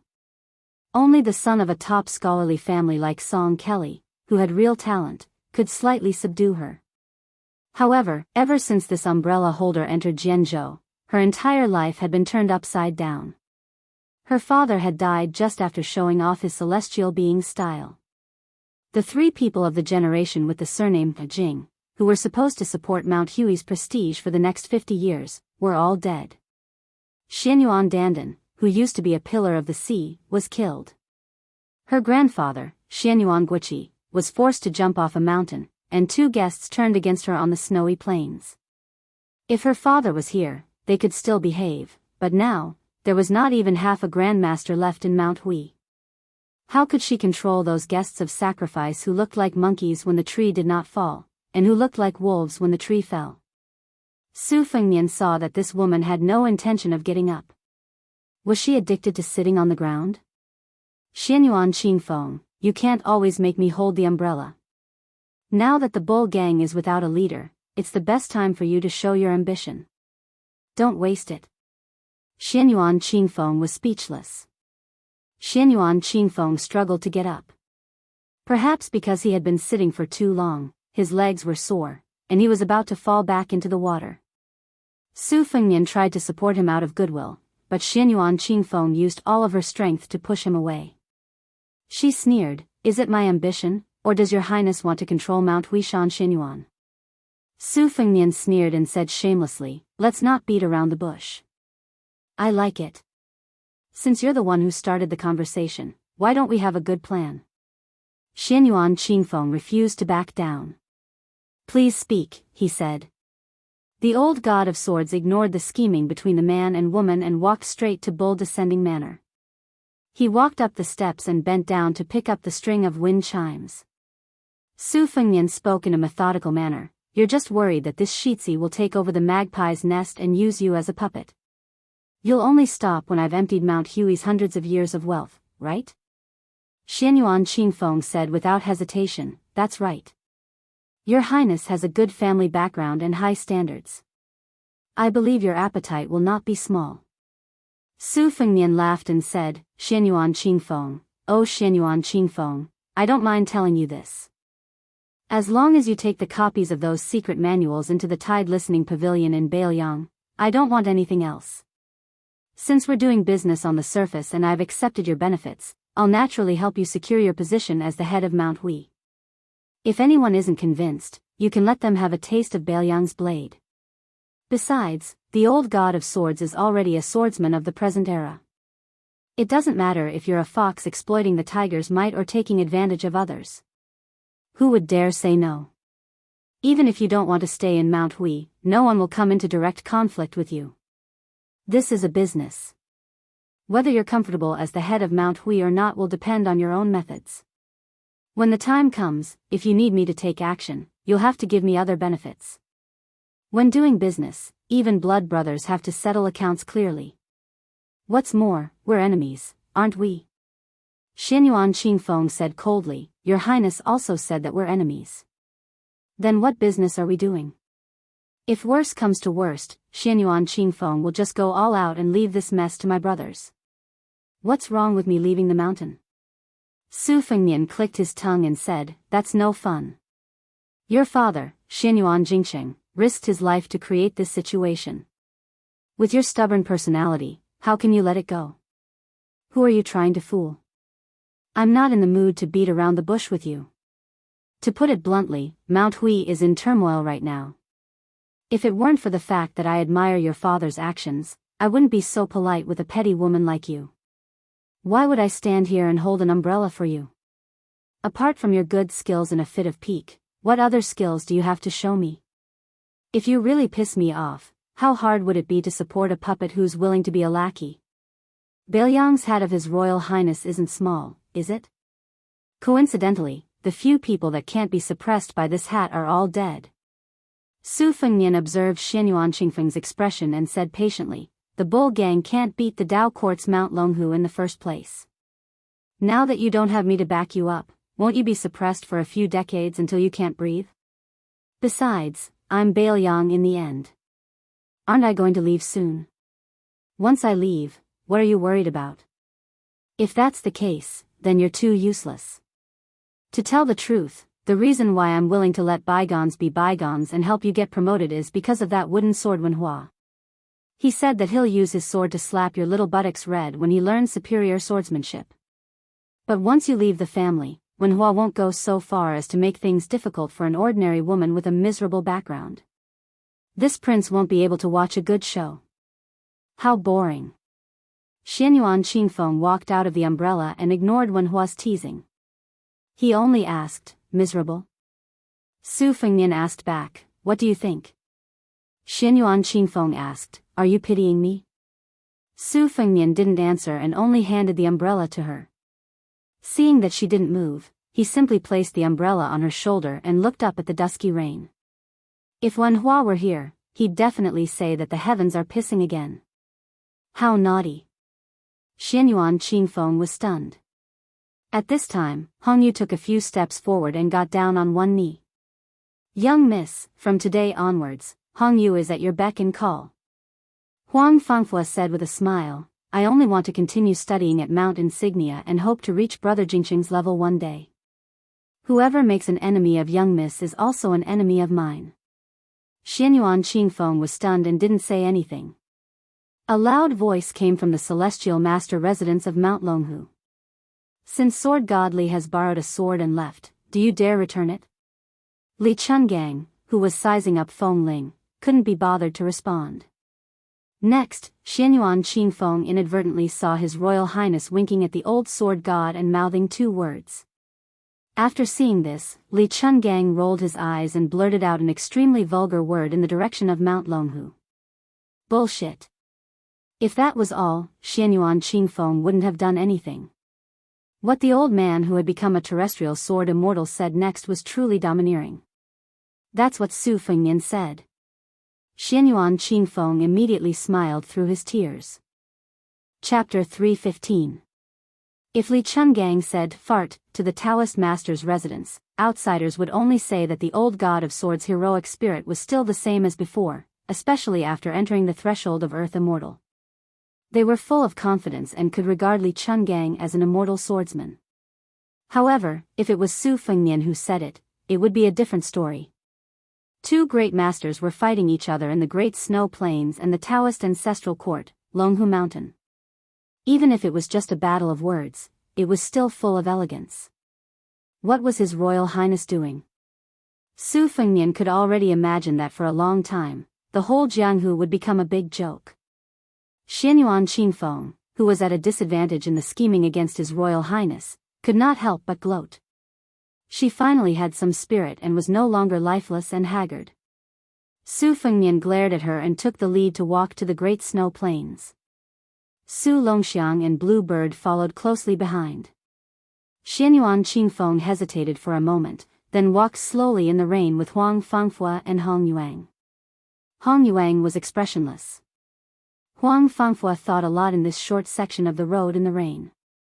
Out of the corner of his eye, he glanced at the second foreign minister. Hong Yuang had always had a good reputation for his conduct and conduct. Not just anyone could claim the title of ancient style. Hong Yuang, as a foreign minister of Mount Huishan who came from a poor background, was not humble in front of others. This caused Xianyuan Qingfeng to treat him with respect. In private, Hong Yuang was called training a hawk instead of raising a dog. Hong Yuang was also not overbearing and never showed any complacency. However, no matter how Xianyuan Jingqing secretly supported and cultivated Hong Yu these years, it was still Xianyuan Jingqing who brought him to the mountain. This time, Hong Yu betrayed him on the Great Snow Plains and killed his benefactor Xianyuan Jingqing together. Huang Fangfua was shocked at that time. If this matter spread out, it would almost destroy Hong Yu's reputation for half of his life. If he was not careful, he would be labeled as a traitor. Huang Fangfua sneered in his heart. You, Hong Yu, can betray Xianyuan Jinggong's second branch today. Will you betray your new master's first branch in the future? Hong Yu suddenly said. Hong Yu has something to tell Mississippi. Xianyuan Qingfeng nodded. Hong Tuo's tone was calm as he said, back then, before Hong Tuo went up the mountain, he was actually secretly invited by brother Yu Jingqing. That was why he made the decision to come to Mount Hui.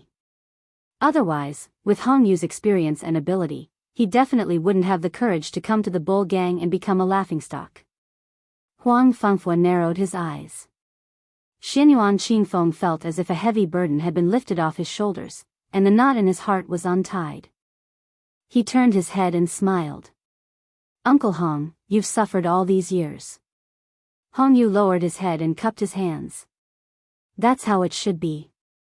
Hong Yu raised his head and looked directly at the young woman who was about to take control of Mount Hui. He said, but Hong Yu has received many favors from Emperor Xianyuan. Please treat the children of the second branch well. Xianyuan Qingfeng said softly, Uncle Hong, don't worry. Qingfeng isn't a narrow-minded woman.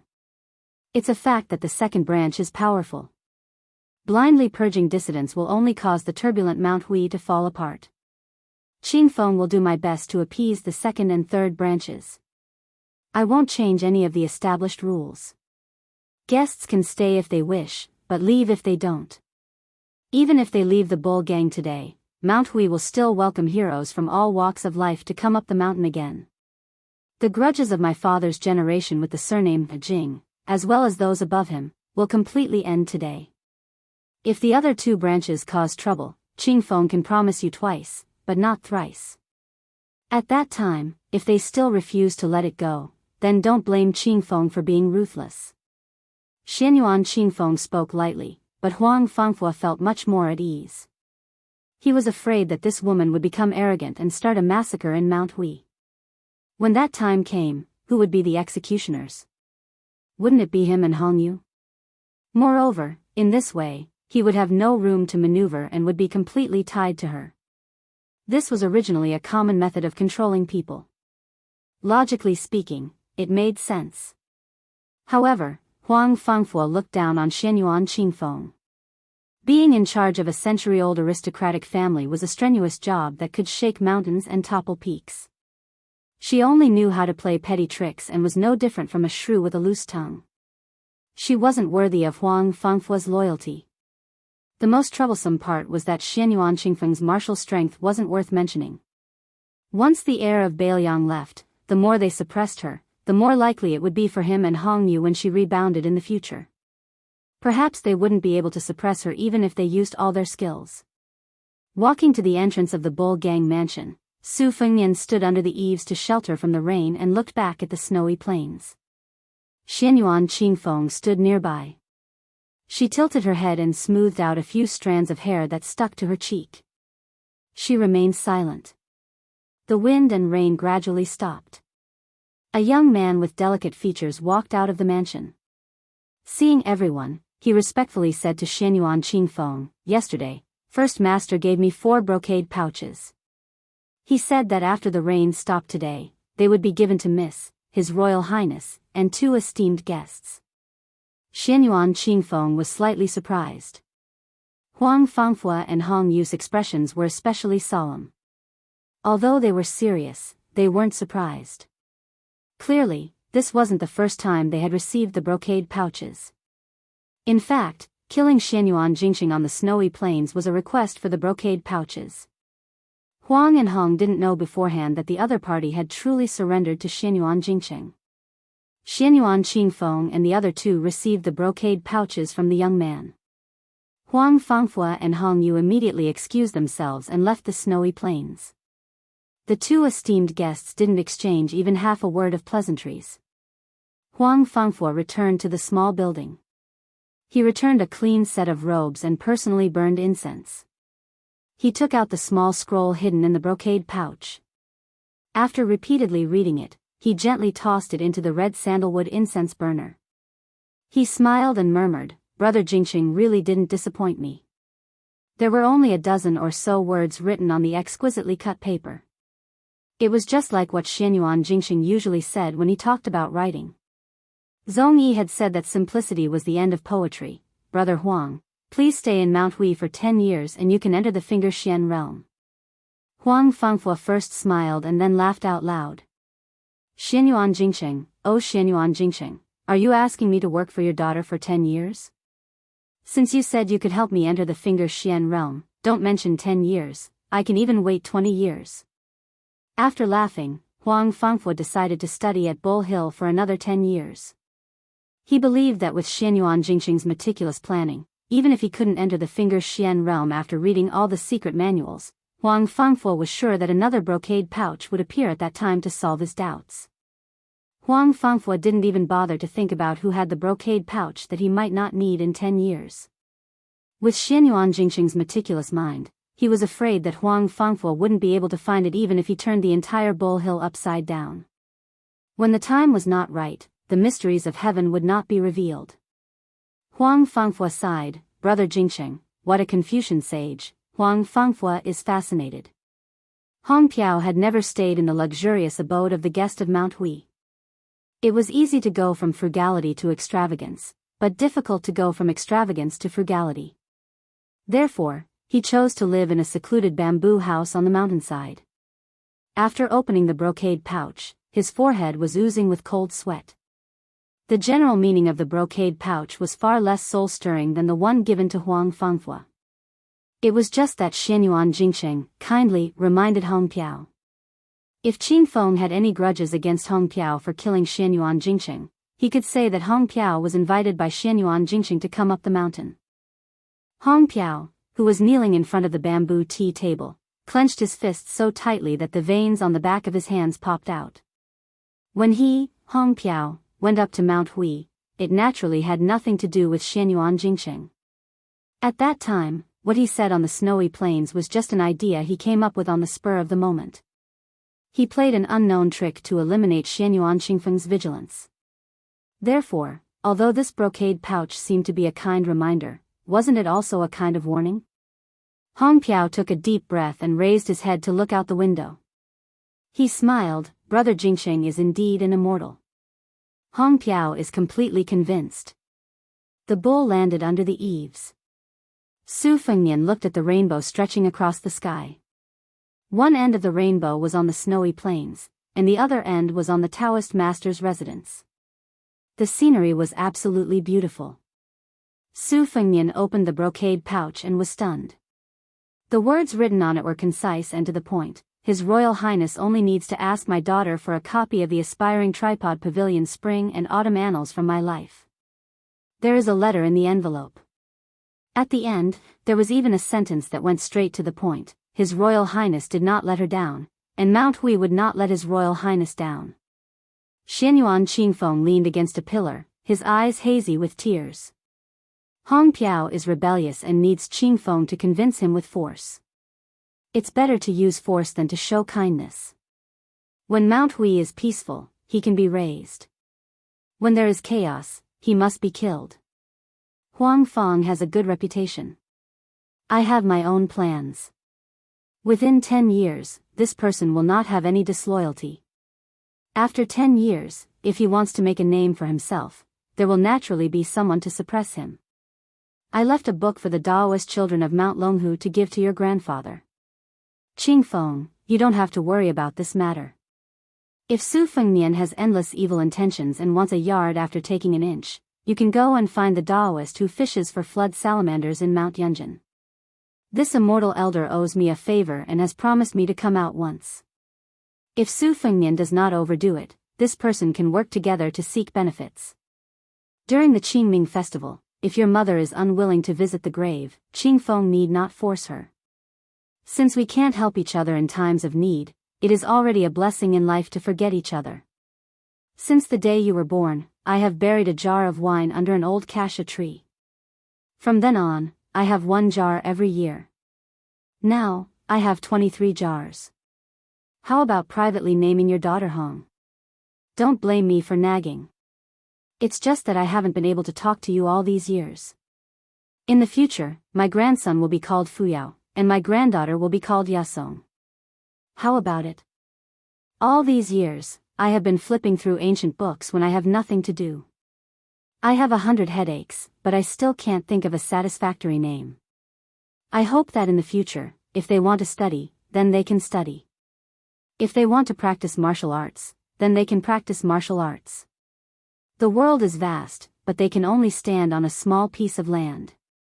Life is bitter and short. It's only 100 years, 36,500 days. Once you read it, destroy it. Remember, remember. Su Fengnian watched as Xianyuan Qingfeng swallowed the paper in the brocade pouch. What a heartless woman. In the quiet courtyard of the eldest son's house, that woman also received a brocade pouch. However, the paper was completely blank. Chapter 316. After the Heavenly Master Manor's external surname Qi Xuanjun ascended, Mount Longhu rarely had a grand occasion where the 4 great Heavenly Masters gathered together. Even when the butcher Su Shao led several thousand iron cavalry to the foot of the mountain, the number 1 of the Longhu Hope generation, Zhao Shi, still didn't break out of seclusion. Of the 36,000 great heavenly cycle rituals of Xiangfan, only 2 of the 4 great heavenly masters went. In the past 20 years, Zhao Danping became the prime minister of Qing Ci in the capital.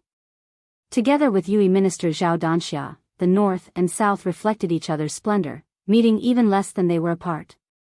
The imperial college's left chancellor Huan Wen and the current court's grand secretary Zhang Julu came from the same sect, their Dao and politics aligned, the two were as close as brothers. However, on one matter, their opinions differed. Everyone knew that Grand Secretary Zhang only respected Confucianism, belittled Buddhism and Taoism, while Huan Wen, who came from an orthodox Confucian background, greatly respected Elder Huang's tranquility. In the capital, he had a deep friendship with Zhao Danping. Even though Zhao Danping was 1,000 li away from the heavenly master manor, he still commanded Mount Longhu's rules and precepts, as well as the 2 great sections. Outside, Zhao Danxia commanded the world's Dao sects, but internally, he only symbolically disciplined the teachings. As for the cultivation arts, in name, it was commanded by the old heavenly master Zhao Shi, but in reality, it was handed over to several people of the Jing generation to handle the specific matters. Zhao family's clan relative Zhao Jingchen was in charge of receiving guests at the manor gate. Bai Yu, who was bestowed with the purple title by the Son of Heaven, was in charge of theory and debate, frequently opening forums to preach. Qi Xianxia, who was also an external Daoist like Sir White Lotus, was in charge of sword training, occasionally passing on sword techniques to Daoists of the Jing generation and below. The various branches of the celestial master residence were connected by the same breath and branch. They each enjoyed their own glory and complemented each other. That was why Mount Longhu was enjoying such a glorious time today. On the west side of the Jade Emperor Hall and the main hall of the Taoist master residence, there was a long corridor of ancient tablets. One of them was a large green jade tablet that was 30 feet tall. It was moved here and erected by the 4th generation of the Dragon Tiger Mountain Grandmaster. The tablet was inscribed with the words, "Purple Cloud Blessed Land." It was rumored that the tablet was the same as the tablet of, "Enjoying the Blessings of the Land Alone," in Mount Hui. At this moment, a Taoist wearing a noble yellow Taoist robe was standing on top of the tablet. He was looking at the snowfield of Mount Hui with a face full of anger. At the foot of the tablet, there were 3 old Taoists who were dressed in their own unique style. The oldest had snow-white hair, sandals, and clean socks. He was only wearing an ordinary white Taoist robe. It was not very eye-catching, but at least he was wearing an ethereal alchemist's cloak, which vaguely gave him the aura of immortality. The second oldest Taoist was much more sloppy. He wore a thick green cotton robe that was stained with stains, as if he was afraid of the cold. He wore a pair of thick-soled warm shoes and a cotton cloth wrapped around his legs. It made people wonder how this old Taoist was qualified to stand in the inner residence of the Taoist master residence. The last one was frightening. Not only was his inner robe yellow, but he also wore a purple robe. It was extremely luxurious and noble. The direct descendants of the Taoist master residence could wear yellow, which was the case for Zhao Jingchen and Zhao Ningyun. There were very few honorable Taoist masters in Mount Longhu who could wear purple, and Bai Yu belonged to this category. As for the Taoist master who could wear yellow and purple, there was no doubt that there was only one Taoist master, Zhao Danxia. The 4 Taoist masters with the same surname as the emperor, Zhao Shi, who had spent most of his life in seclusion trying to break through, Zhao Shituan, who was talented but indifferent, Zhao Danxia, who was the leader of Taoism, and Zhao Danping, who was good at writing poetry, finally met. The strange phenomenon on the snowy plains of Mount Zhaoyao fell into the eyes of the Taoist masters. It was Zhao Danping who stopped Li Chuangong's sword of prophecy from flying out of its sheath. It was also Zhao Danping who asked the old god of swords to return the sword. After hearing the reply, Zhao Danping was furious, while Zhao Shituan laughed uncontrollably. Zhao Danxia and his father, Zhao Shi, looked at each other and smiled. When Zhao Shituan was young, he was not close to his nephew, Zhao Danping. He always felt that this child was not likable since young. He was gloomy and did not have the magnanimity of a descendant of the surname Zhao. Therefore, the old Taoist master did not hide his preference for Zhao Danxia. Zhao Shituan and Zhao Danping could be said to be the nemesis of fate. Although they were closely related by blood, they did not have a good expression when they met. This time, Zhao Danping left the capital to return home mostly to discuss with his brother how to deal with the latest political affairs of the imperial court.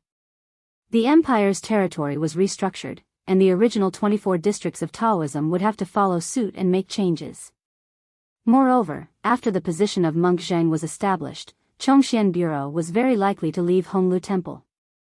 The battle between Buddhism and Taoism, the battle of doctrines, and the battle of fate was on the surface. They could not be careless at all. A small part of the reason was that the Crown Prince of Bailiang had arrived at Dragon Tiger Mountain. In addition, the King of Bailiang, Su Shao, had caused a huge commotion in the capital. Zhao Danping did not have a good impression of Su at all. It was possible that he did not have the intention to return to the Taoist master's residence to punish the young crown prince. Zhao Shituan said impatiently, "Zhao Danping, why are you still standing on the stone tablet of your ancestor? Li Chungang did not want to talk to you. It's useless even if you shout until your throat is hoarse. Why don't you use your flying sword and fight with Li Chungang on the snow field? I'll do my best to cheer for you." Zhao Danping snorted coldly and floated down from the stone tablet. Leaping over the top of the tablet was not appropriate. At that time, he was angry at Li Chungang's rude and unreasonable methods, so he did not care about his identity. Now that he had calmed down, Zhao Danping did not insist. Zhao Shi, who had been disturbed by Xianyuan Jingxing's forced breakthrough, put his hands in his sleeves and lamented, "This person risked his life to enter the demigod realm. It's really a pity. If he was willing to take it step by step, there's a chance that he could really ascend." Zhao Danxia, who had the most celestial aura, nodded and said, "After this battle, Hui Mountain's luck has been completely destroyed." Zhao Shi's face was full of sorrow. There's no door to misfortune, only man can summon it. The warning of the ancients must not be ignored. Dragon Tiger Mountain should take this as a warning. Danping. Chapter 317. Although Zhao Danping's temperament was extreme, but her martial arts skill, intelligence, and talent were all first class in the present age. After hearing her father's rebuke, her original intention to argue with her uncle Zhao Shituan immediately dissipated. She calmed her heart and concentrated her spirit. Immediately the sharpness in her heart disappeared. She no longer showed any sign of wanting to compete with Li Chungang. The Taoist master mansion had been passed down for 1,600 years. Most of the time, it was passed down from father to son. If the Taoist master had no children, he would be succeeded by his brothers and nephews. There was no precedent of a woman taking over. The previous sect leader, Zhao Shizi, had no children. Back then, it was either his younger brother Zhao Shituan, his nephew Zhao Danxia, or Zhao Danping who took over the Qingji capital skill seal, the luck-suppressing sword, and the Titan Emperor scripture. Back then, the sect leader's opinion was not unanimous. Back on the mountain, there was an old ancestor of virtue and prestige who wanted Zhao Shituan to take over the responsibility. Zhao Shituan simply ran away from the mountain and went to Jianghu to live a carefree life. He said that it was better to pass on the legacy to Danxia than to him. That was how Zhao Danxia became the sect leader. The Taoist Master Mansion's Taoist Master Mansion was far from being the Taoist Master Mansion's Taoist Master Mansion. The latter had been recognized as the ancestral court of Southern Taoism for 500 years.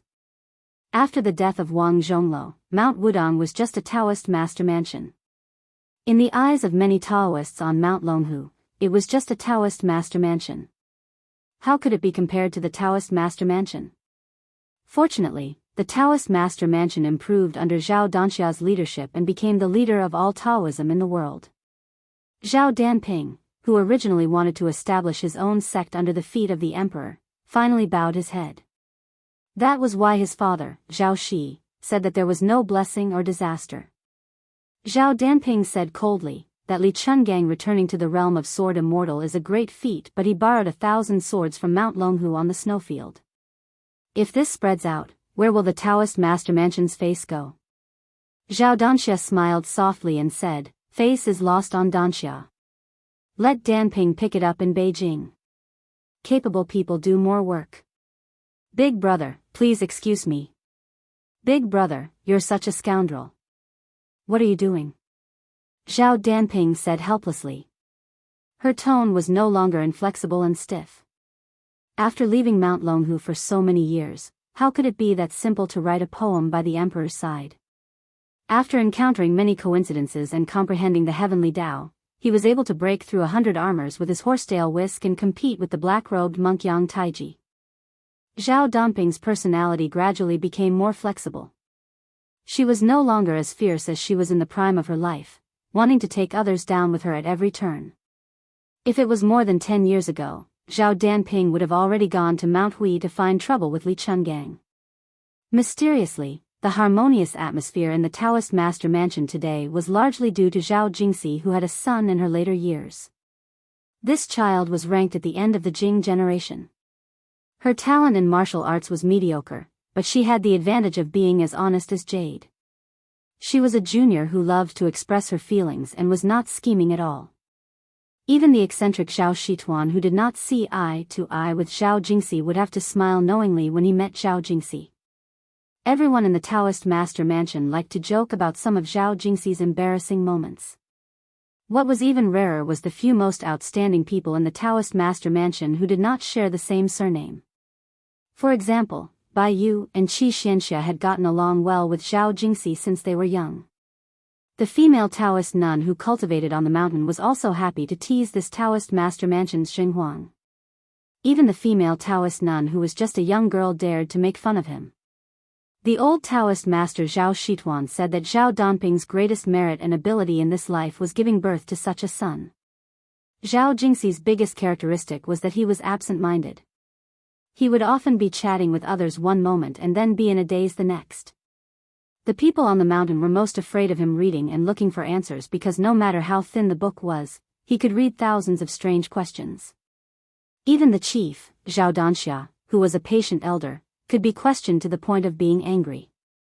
Mr. White Lotus, who had hurt his eyes from reading, was not inferior to Zhao Danxia. He mocked himself for having 3 fears in life: afraid of thunder, afraid of walking, and afraid of Zhao Jingxi's questions. It was obvious how powerful Zhao Jingxi's questions were. Zhao Shituan clicked his tongue and said, "Old man Li has returned to the peak of the sword Dao. It is highly likely that he will have a battle with Wang Xianji." Zhao Shi stroked his beard and smiled. "It seems that the battle with Dong Tai will happen in the future." Zhao Danxia and Zhao Danping looked at each other and smiled. The 2 elders in the family were of the same generation as Li Chungang and Wang Xianji. Naturally, they had ulterior motives regarding Li Chunggang's entering into the celestial realm. With their high realm and status, it was difficult for them to find something to take a break from their busy lives except for concentrating on cultivating and attaining immortality and paying attention to the fate of Taoism. The Taoist master was unattainable to the common people. However, in the Taoist master residence, the Taoist master Zhao's clan, it was not much. After all, they were a family. It was the common view of a descendant looking at an elder. Zhao Shi waved his hand and said, "Danping, go ahead and tell Danxia about the important matters. It was not easy for me to climb out of the coffin and take a breather. I want to chat with your uncle." Zhao Danxia and Zhao Danping received the order and left the steel corridor. Zhao Shi looked at his brother and said sadly, "Every time we meet, we get old. Shituan, I don't know how many times I can see you in this life." Zhao Shituan said angrily, "You're so pretentious. If you don't go into seclusion, I'll see you every day and throw up when I see you." Zhao Shi shook his head and said, "Wang Zhonglo has cultivated the big yellow court, but I still can't ascend the Jade Emperor Tower that the old ancestor pointed out. I'm ashamed to face the ancestors." Zhao Shituan said angrily, "You don't have the face to face the ancestors because you can't ascend the Jade Emperor Tower and become a celestial? Then won't I anger the ancestors to the point that they have to ascend to the mortal world?" Zhao Shi smiled and said, "Let's not talk about this. How's your disciple's realm?" Zhao Shituan smiled and gave a thumbs up like a naughty child. "This. When do you go down the mountain?" "After defeating Qi Xuanjin's black tiger, you can go down the mountain." "Good." Zhao Shi nodded and said, but then he was a little worried, in the last decennial debate on Lotus Peak, because the white-robed monk was busy, he didn't attend. Our Dao sect also had a hard time winning. If it wasn't for Bai Yu turning the tide, we might not have won. I heard that the two Zen temples this time was very strange. Not only did Li Dangxin and a few other virtuous eminent monks not take part in the debate, they even let a little monk represent the two Zen temples. That's right, Bai Yu mentioned that this little monk came to the celestial master residence with a young lady. Bai Yu said that the little monk is very intelligent. In the future, his achievements will be high and he might be able to stand shoulder to shoulder with Li Dangxin. Zhao Shituan said with a headache, I can't be bothered to worry about this. It's just a battle of words. It's boring to sit on Lotus Peak for a few days and nights under the sun. If it's not suffering, what is it?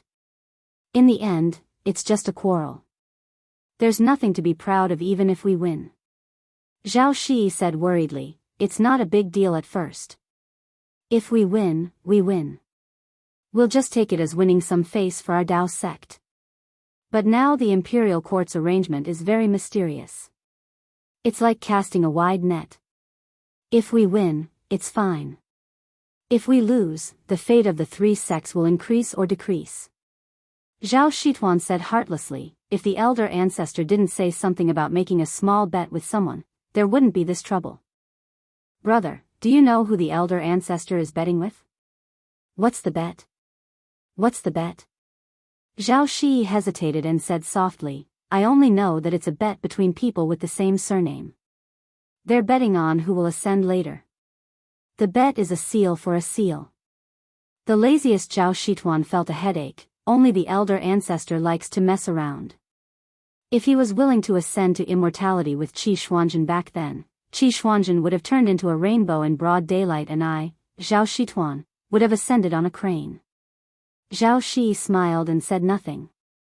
Zhao Shituan laughed, actually, I know what the elder ancestor is thinking.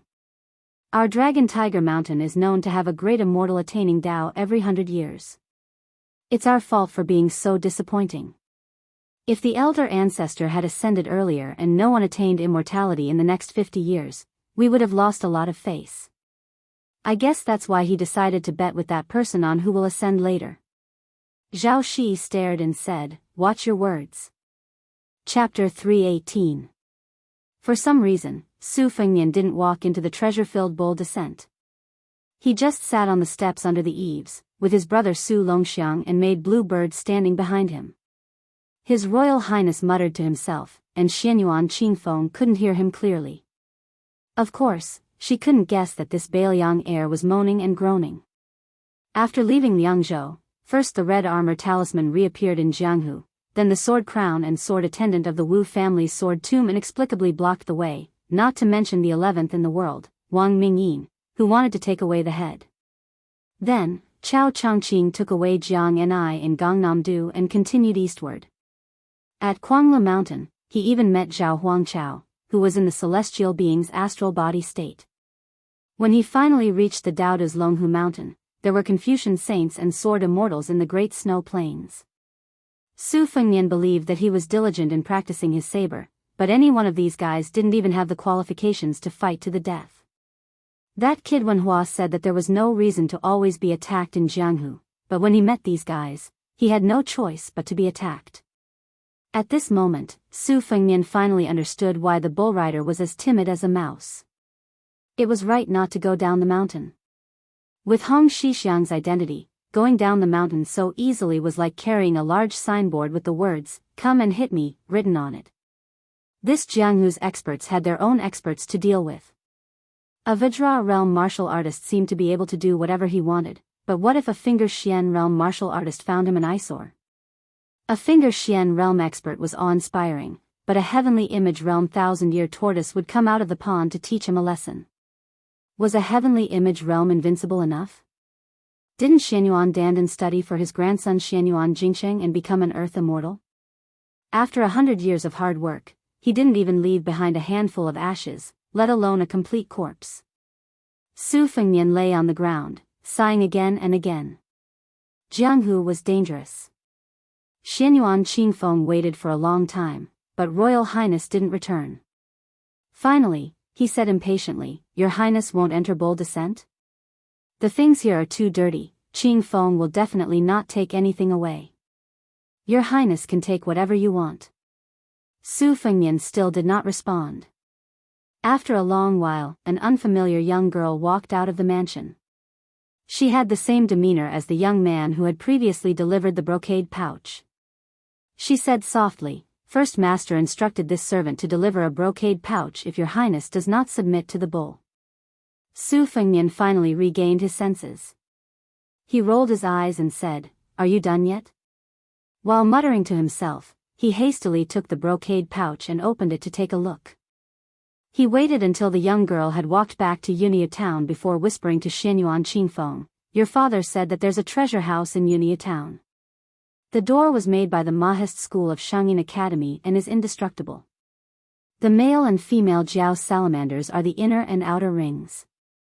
If you want to enter, you have to drip a drop of blood into the male Jiao salamander's mouth.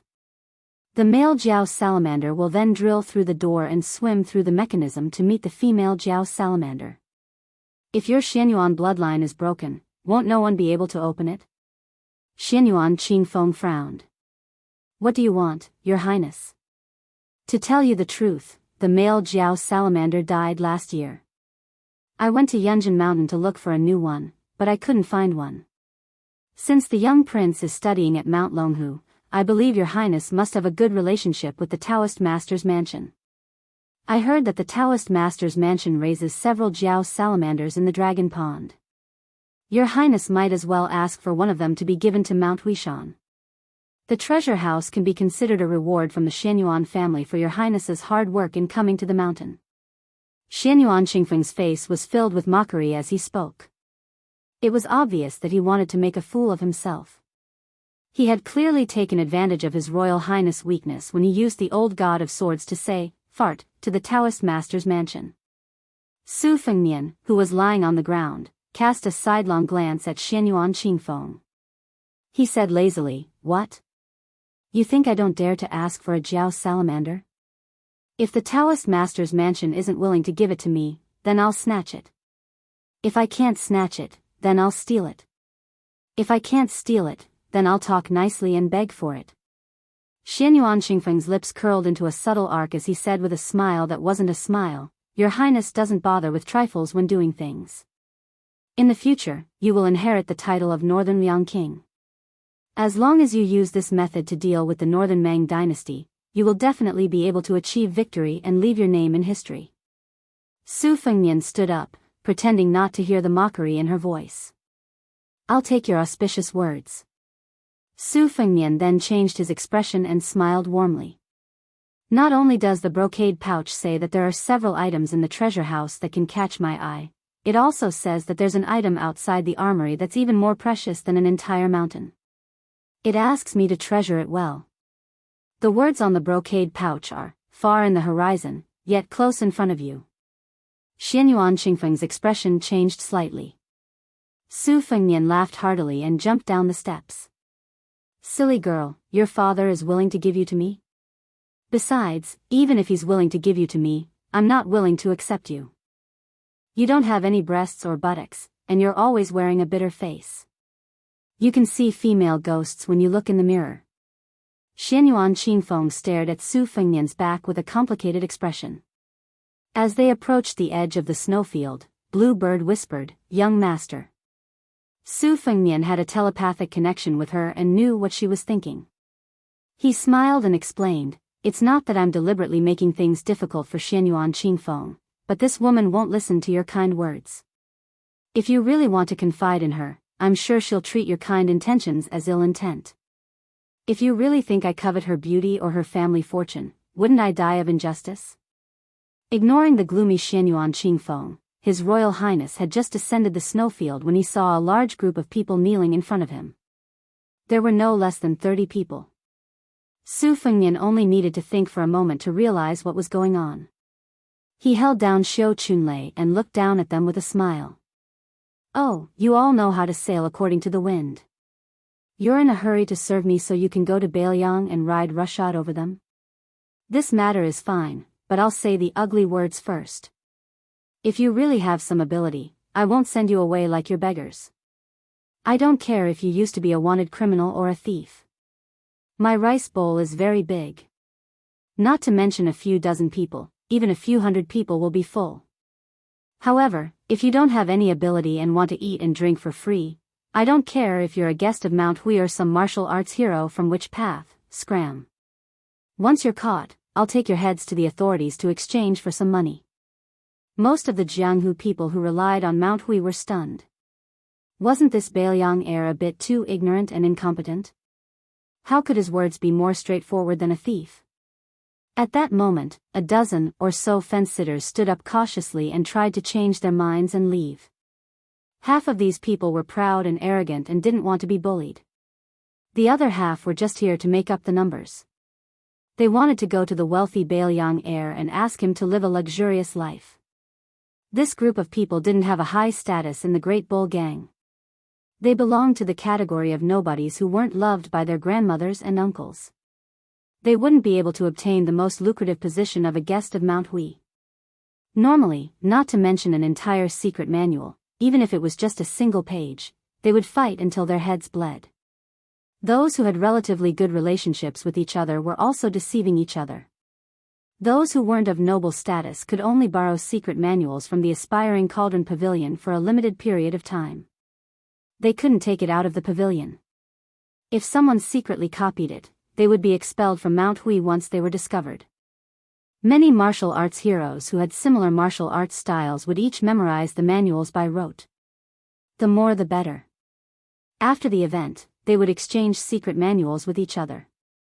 Those with slightly bad intentions would say a few more words at a critical juncture. This wouldn't cause the other party to go crazy, but it would cause the other party to take a detour. There were only a few dozen guests of Mount Hui. Su Fengnian actually became absent-minded at a time like this.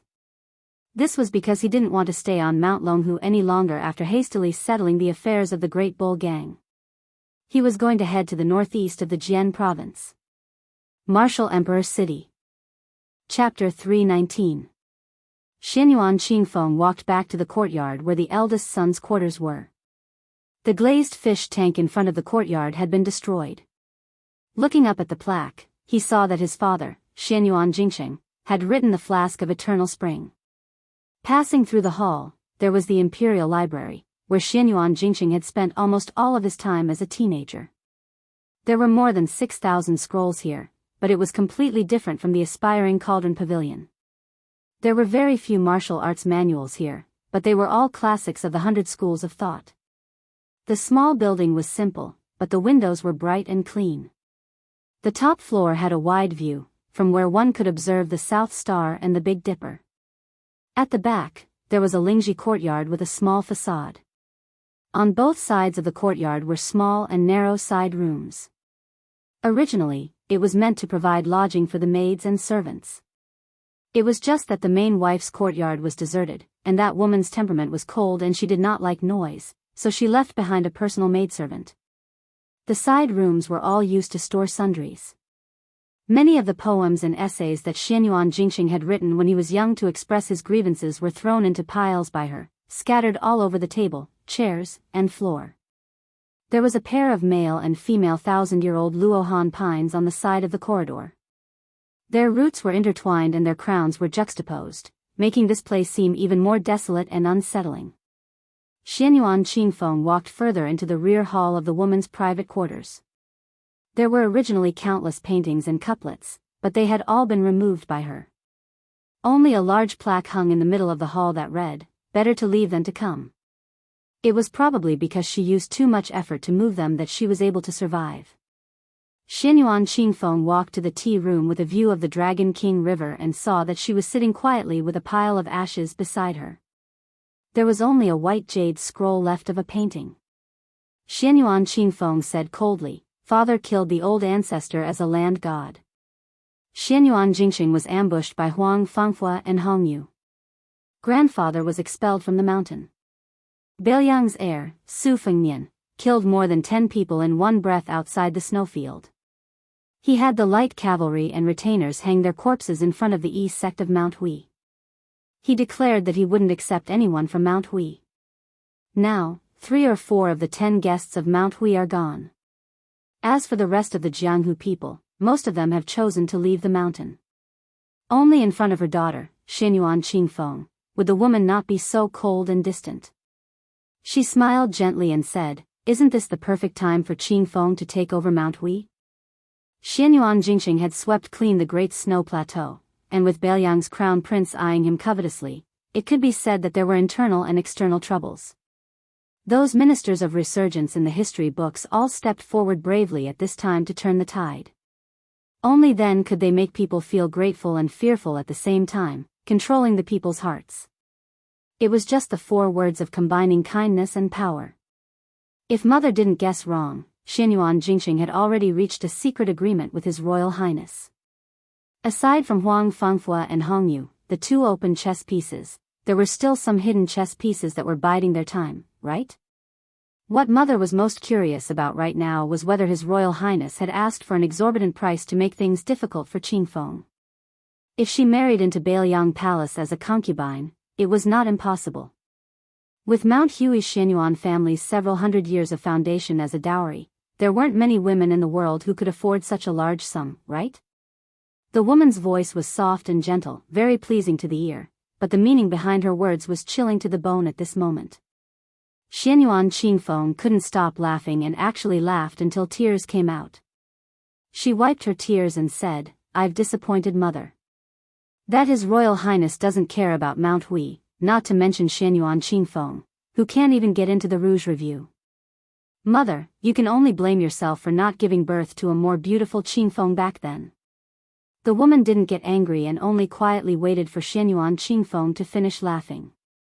Seeing her daughter's unstoppable tears, she reached out to help wipe them away, but Xianyuan Qingfeng fiercely slapped her hand away. She still didn't take it to heart and gently said, "Rats go into hiding because of grain, dogs go into hiding because of poverty.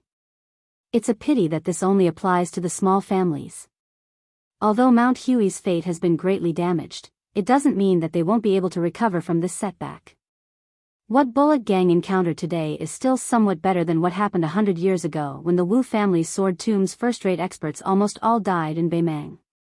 Beiliang's heir hung up the corpses to intimidate everyone and was clearly building momentum for Qingfeng. "If it's as you said, that heir's ambitions aren't in Mount Hui. That's even better. After he leaves with his troops, if Qingfeng feels that he's short of money and can't control the situation, you can ask Mount Longhu for some protection. The Celestial Master residence and Bullock Gang have always been linked for several hundred years. A close neighbor is better than a distant relative." Xianyuan Qingfeng sneered and said, "In the end, you're still asking for help." The woman murmured softly, "In life, one must ask for help from heaven, earth, king, father, and mother. Who doesn't ask for help?"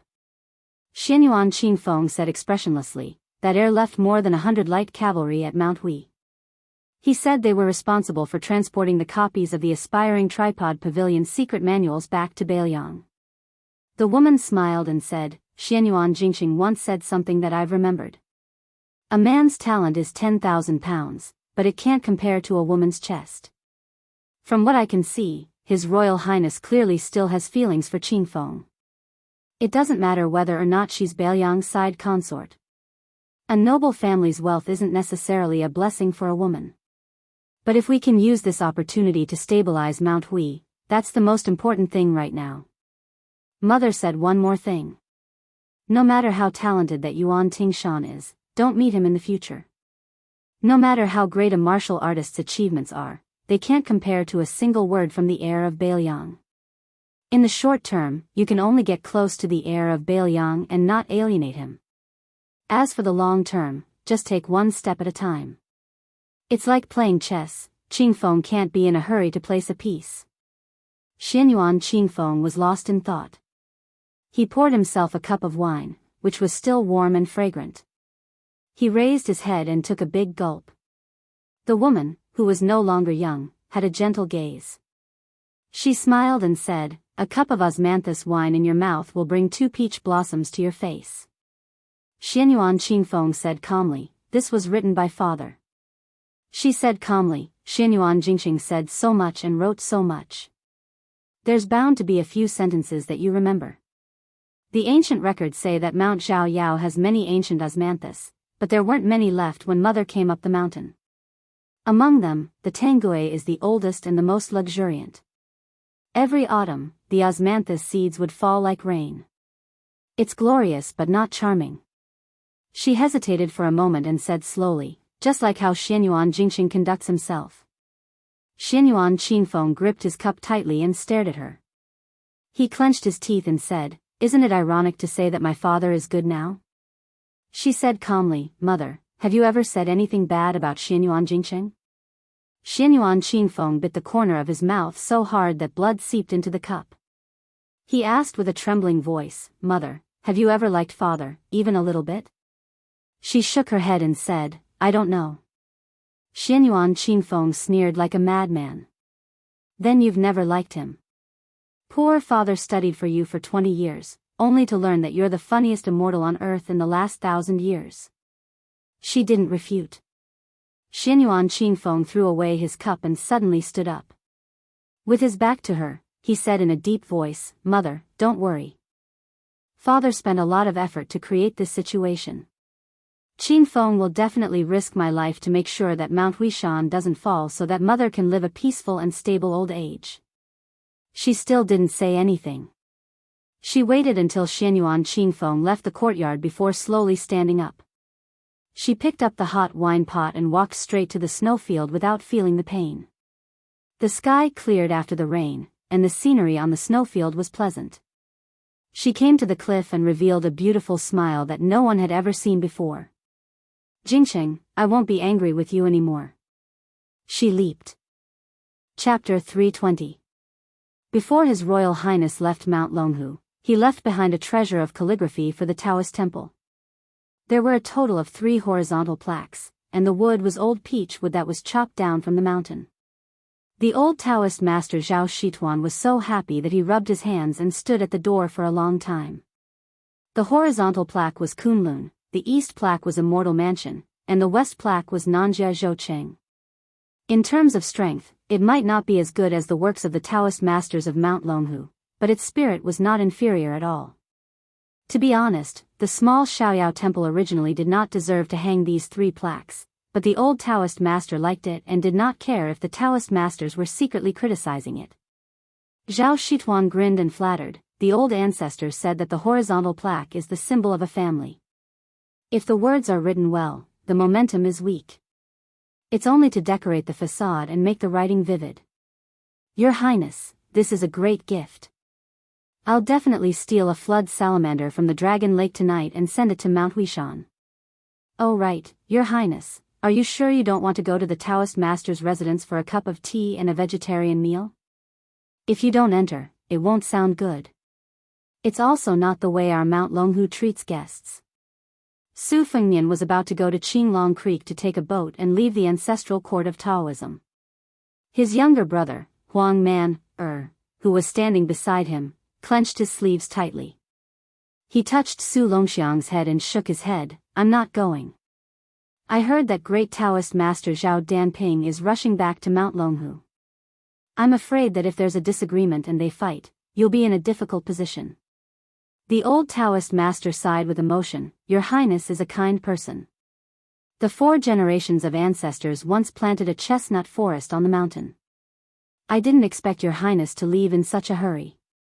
Otherwise, it would be good to fry some chestnuts and bring them along for a taste." Su Fengnian shook the bag of hawthorns that Huang Man picked and smiled. "These are enough. What's more, I heard that this chestnut forest is only a few acres of land. Every year, the Taoist master's mansion will distribute it to the influential pilgrims and high-ranking officials. Your Zhao family can't even eat a few chestnuts, so I won't be annoying." The old celestial master said self-deprecatingly, "No one cares about the poor in the bustling city, while the rich have distant relatives deep in the mountains. That's how it works. People come and go at Mount Longhu all year round, and they're all trying to get close to each other.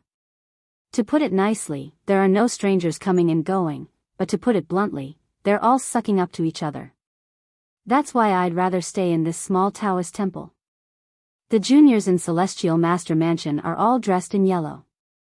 Those brand new Daoist robes are beautiful, but in my eyes, they are like human skins. Sigh, let's not talk about this. How unlucky. Your Highness, let's go. I'll send you on the boat. Huang Man can rest assured and leave him to me. I won't let anyone bully this disciple. If one day Huang Man wins a fight against that psychic beast on the devil-slaying platform, I'll personally send him back to Bailiang. However, there's something I need to make clear to your Highness. Huang Man was born as a Vajra, so his talent can no longer be described as extraordinary. He and the new leader of Wudong are both Xiantian celestial beings. That young leader has no problem entering celestial phenomenon. He has been cultivating wholeheartedly on Mount Wudong for more than 20 years. In the end, he was following the general trend of the heavenly Tao. Huang Man, on the other hand, is different. Su Fengnian chuckled and said, Xianyuan Jingxing said the same thing on the Great Snow Plateau. Zhao Shituan was relieved. He was worried that His Royal Highness would mistakenly think that he had the selfish intention of teaching his disciple to starve his master to death. Su Fengnian looked at the troops beside him. Only Big Halberd Ningame from the Phoenix Battalion appeared. This elite light cavalry unit would be temporarily stationed at Mount Wishan. On one hand, they had to inventory the treasures in Bull Falls treasury. Su Fengnian had no reason to refuse Xianyuan Jingxing's brocade pouch. They also had to transport copies of secret manuals from the Aspiring Cauldron Pavilion to supplement the Tide Listening Pavilion in Bailiang Palace. With this, the Tide Listening Pavilion's martial arts library was even more worthy of its name. The martial arts manuals in Jianghu were as vast as the sea. The Tide Listening Pavilion had already collected most of them. After the Aspiring Cauldron Pavilion had taken everything, only the Wu family's sword mound and the Dongyue sword pool were left there. As for the other layer of meaning, Su Fengnian and Xianyuan Qingfeng had a tacit understanding. After Bull Fall overturned the situation, she became the mistress of Mount Wishan as a woman. To a large extent, her status was not legitimate. The second and third branches had pledged their loyalty to the two brothers, Bailiang and Xianyuan Jingxian. Xianyuan Qingfeng's direct descendants and trusted aides could be counted on one hand. Giving her 100 light cavalry units to use as a banner was equivalent to sending charcoal in snowy weather. Su Fengnian hesitated for a moment, then smiled at Ningame. Those in the Phoenix Battalion who have martial talent and are willing to practice martial arts can stay on Mount Wishan without escorting the books down the mountain. I've already spoken with Xianyuan Qingfeng. The Aspiring Cauldron Pavilion's secret manuals can be read at will, as long as they don't leak out of Jianghu. Remember, you're at Bull Fall, not living under someone else's roof. There's no need to lower your voice and look at other people's faces. However, you also can't be too domineering and unreasonable. We're like turtles occupying a magpie's nest. In short, General Ning can do whatever he wants in Mount Wishan. There's no need to report to me. Chapter 321. The halberd Ningame cupped his fists and said in a deep voice, Yes, Your Highness. I won't let you down. Su Fengnian saw that the burly general with a soft voice wanted to say something but stopped. He smiled and said, If you have something to say, just say it. There's no need to follow the rules. The general, who never frowned when charging into enemy lines, blushed slightly. He turned around and said respectfully to the elderly god of swords, Ningame has benefited a lot from senior's guidance on halberd techniques. I will never forget it. The old man with the sheepskin fur coat said impatiently, Why are you thanking me? Do you think you can repay my kindness with your trivial skills? Since that's the case, you might as well keep it in mind. Ningame blushed immediately and was at a loss. He was obviously not as thick-skinned as His Royal Highness. Su Fengnian ignored him and looked around. Other than Blue Bird, who was on his side, Yu Yue, who was playing with the white cat Wu Meinyang with her slender fingers, could be considered half a member. Murong Wuzhu and Murong Tonghuang had special identities. This pair of brother and sister, who were said to be devastatingly beautiful in the prophecy, were no longer worried. With the death of the old Xianyuan Great Pan, the pressure of Mount Hui was no longer there. The sibling spirits had changed. Not to mention Murong Wuzhu, who had no opinions and only knew how to go with the flow. Even the gloomy Murong Tonghuang looked relaxed. He had a leisurely attitude as if he was going on a trip. He felt that even if the sky collapsed, His Royal Highness would be there to support him. He only needed to watch the show. As for Princess Jing and Pei Nanwei, she seemed to have completely accepted her fate after hearing about the battle at Great Snow Plateau. Of the 4 retainers from Liangzhou, Lu Qiantang had died in the battle. Old Mi, Wei Shuyang, had to stay on the mountain to select secret manuals. Now, only Xu Xiu and Yang Qingfeng were left to follow them to Martial Emperor City. Su Fengnian boarded the boat and sailed out of Qinglong Creek. Huang Manor and the old Heavenly Master sailed the raft to Longwang River before turning back. Su Fengnian gave a tiger Kuei Vajra to his younger brother. After waving goodbye, he sat on the bow deck, not daring to look at his younger brother's figure. The female tiger Kuei Bodhisattva squatted beside His Royal Highness's feet and whimpered softly. Su Fengnian leaned against the ship's railing and placed a handful of hawthorns in the space between his knees. He tossed one into his mouth, which tasted slightly sour. There were 4 brothers and sisters in Bailiang Palace. The eldest sister, Su Fengnian, had married into Gangnam-do. Her mother had passed away early, so she treated His Royal Highness with nothing but doting. Even if she met a man she truly liked in the future and had to choose between her younger brother Su Fengnian and her husband, she would not hesitate to protect her younger brother. The second sister, Su Weisheng, was extremely talented. Not to mention Su Fengnian, even Su Xiao was a little afraid of her ability to persuade people with reason. However, her relationship with Su Fengnian had always been very good. It was just that the way she behaved was different from how Su Fengnian and his eldest sister stuck together like glue. The more Su Weisheng cared for him, the stricter her demands were. It was as if she was setting an example and doing everything to the best of her ability.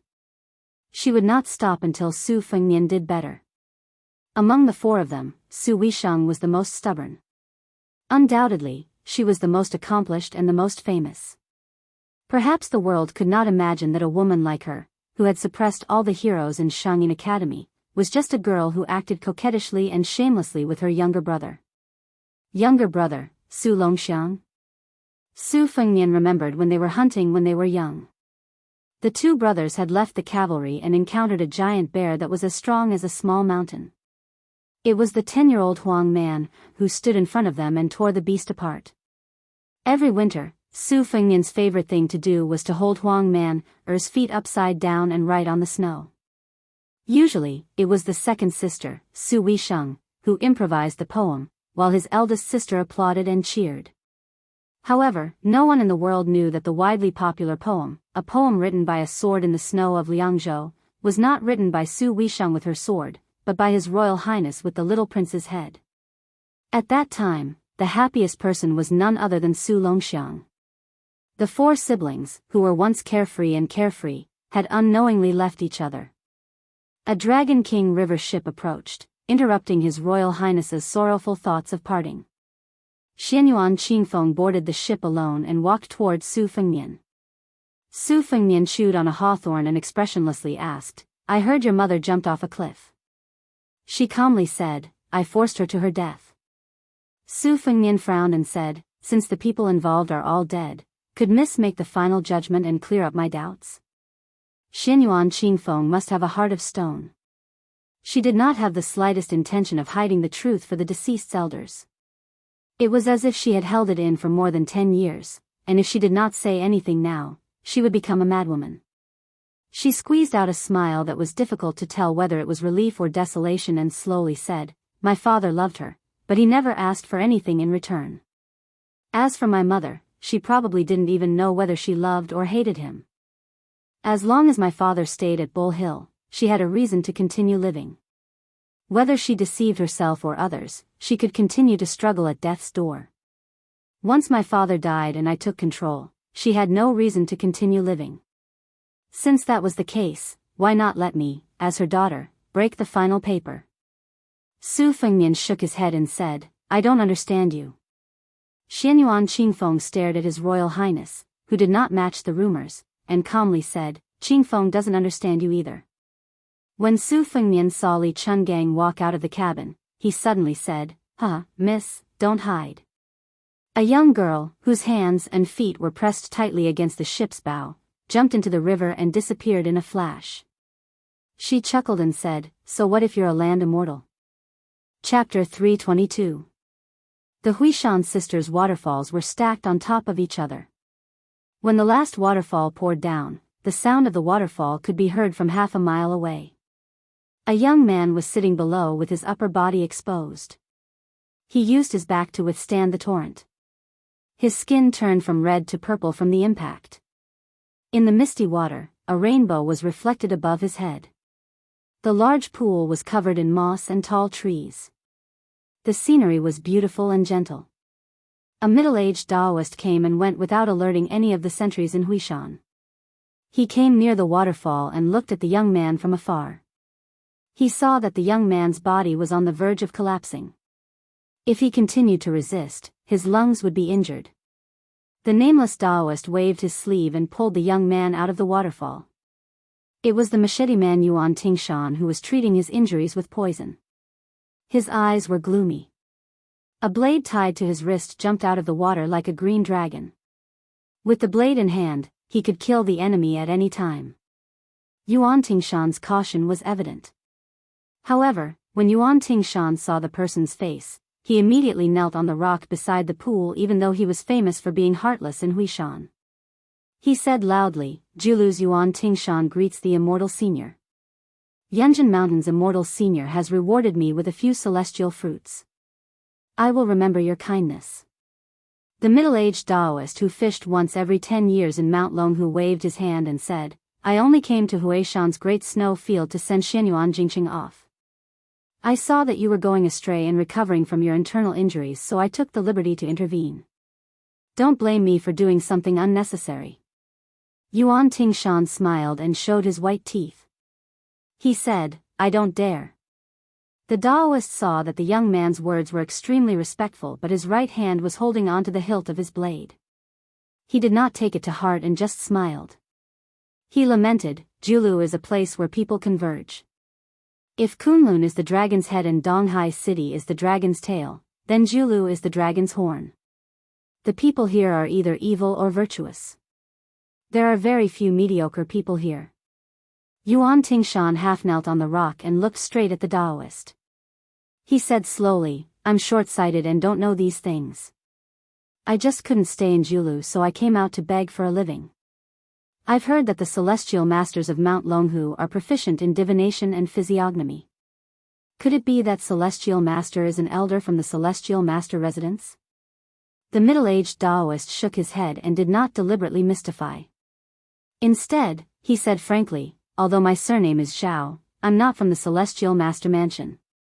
He only borrowed the blessed land of Mount Longhu to cultivate and did not concern himself with worldly affairs. He treated it as accumulating some good fortune for his descendants and accumulating some good karma. As a result, my Tao heart is impure and I have been mediocre for many years. Although Yuan Tingshan was uncouth and did not know many characters, he was smart enough to hide his disappointment when he heard that the Taoist was not a noble from the Taoist master mansion. He said loudly and humbly, Immortal Senior, you are obviously a celestial being like an immortal on the land. How can we, the common people, make wild guesses about you? The ordinary-looking Taoist took out a yellowed book from his sleeve and tossed it to Yuan Tingshan from a distance. His voice was light, unlike Yuan Tingshan's, which was full of vigor, but his voice could be heard clearly in the roar of the waterfall. Xianyuan Jingqing sought his own heaven's retribution, but in fact, after the last heaven's thunder, which was as thick as a peak, he still had one spiritual soul and one physical soul left. That's why this humble Taoist said to send him off just now. It was fate that I met you at Yunjin Mountain and your murderous aura scared away the dragon salamander that was about to turn into a dragon. We met so many people, but you were the only one who was willing to eat the wild fruit in the bamboo basket. It's also fate. The Tao that I cultivate is the most boring word, seclusion. It's almost the same as the wild fox Zen of Buddhism. If there's fate, there's a need to resolve it. Today, I'll get a book from Xianyuan Jingqing for you. It's Xianyuan Jingqing's martial arts experience that he had honed for 100 years. It's not limited to knife skills and you can progress step by step. Yuan Tingshan took the secret book that had yellowed pages and became more and more brand new as it went on. He could even smell the scent of ink on the last dozen pages. His body couldn't help but tremble. Yuan Tingshan was not an inexperienced wanderer who only knew how to accumulate fame. He had been influenced by Mount Hui, which was full of people, and knew the ways of the world by heart. Moreover, Mount Hui was a place where good and bad people mixed together. The things that they lacked the least were Jianghu's secrets and gossip. The martial artists of Jianghu, except for the land immortals who had profound means in the past dynasties, had always been fiercer and more powerful with each generation. No one said that those who had lived longer were necessarily more powerful. Wudang Mountain, which competed with Dragon and Tiger for the leadership of Taoism, had their young chief entered celestial phenomenon. Then, did Song Jiming, who had lived for 150 years, enter Vajra realm? Therefore, whether a martial arts secret book was good or not was the same as a chess record. The older the antique was, the less valuable it was. Xianyuan Jingsheng was a genuine celestial phenomenon master. How could his life's work be measured by mountains of gold and silver? Not to mention one Xianyuan Qingfeng, even if 10 Xianyuan Qingfeng were to be exchanged, Yuan Tingshan wouldn't even look at them. However, Yuan Tingshan, who was cold by nature, was frightened. His expression became serious, and he carefully put the book into his bosom. He stood up and bowed to show his seriousness. He raised his head and asked, "What does Senior Immortal want Yuan Tingshan to do?" "I'll go through a mountain of swords and a sea of flames." Although Yuan Tingshan is a penniless pauper, this promise made under the premise of mutual consent is indeed worth some money. The middle-aged Taoist went straight to the point. Only when a tiger has grown wings will there be chaos. You've already seen the crown prince of Bailiang. I don't need you to kill him. I only need you to remove his wings. After you've read Xianyuan Jingsheng's cultivation experience, you can use it to hone your martial arts. Yuan Tingshan laughed. Senior Immortal has suffered a great loss in this deal. With Yuan Tingshan's bad temper, even if he's His Royal Highness, the King of Bailiang or the Emperor, as long as he annoys me, I'll chop him off his horse. The middle-aged Taoist appeared to be in a rare trance. He turned his head to look at the big snow plateau that was full of potholes after the heavenly tribulation. He muttered, "There are 80,000 words in the world, but only one word can kill. The word love can mislead people. The word love can kill." Therefore, Ancestor Lu once left a sword hanging on the eaves of Beijing, passing on the Tao of the Sword of Wisdom to his descendants. Even though this seemingly middle-aged Taoist had already transcended, he still sighed at this moment. Xianyuan Jingsheng, since you know that you can't force it, then why bother to pay the price? I've never seen such talent in my life. If you used it outside of Mount Hui, who in the world would be able to bind your hands and feet? Why would you gamble everything for a woman, just to look at her from afar? It's better not to fight. Also, you're a woman who is infatuated but doesn't understand love. You don't care about ethics, morality, and shame, but why do you even care who's good to you? You keep saying that you don't care about Xianyuan Jingsheng, but if you really don't care, why do you do things that make Xianyuan Jingsheng unhappy? When people meet, there are only two kinds of fate, good and evil. Evil fate isn't fate? Yuan Tingshan, who couldn't hear clearly, asked tentatively, "Senior Immortal, may I ask if that Xianyuan Jingsheng really entered the realm of Earth Immortal?" The Taoist nodded and said, "It's the Great Immortal without a doubt." Yuan Tingshan looked fascinated and muttered to himself, "A real man should be like this." The young man then spat a mouthful of saliva into the pond and said angrily, "It's fine if you don't want to be an Earth Immortal, but your wife has been used as a cauldron for dual cultivation. You've been a coward for 20 years. There's nothing more stifling in the world than this." The middle-aged Taoist said calmly, "Put yourself in Xianyuan Jingsheng's shoes. What would you do if you were him?" Yuan Tingshan had a look of disdain and said without hesitation, "If I were Xianyuan Jingsheng, I wouldn't care if I could kill ancestor Xianyuan Pan. I would first kill that loose woman, chop her up and feed her to the dogs. Xianyuan Jingsheng really isn't a man. He even *king raised that loose woman like a female bodhisattva. Just thinking about it makes me angry. The Taoist shook his head with a smile. You'll understand in the future. Some women know it's bad, but they just can't let it go. I don't want to meet this kind of loose woman. Yuan Tingshan was stunned for a moment and asked nervously, Senior Immortal, have you met her before?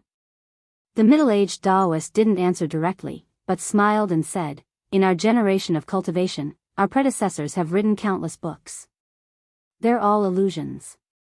They say 1,000 words, but they're actually just seeking the word truth.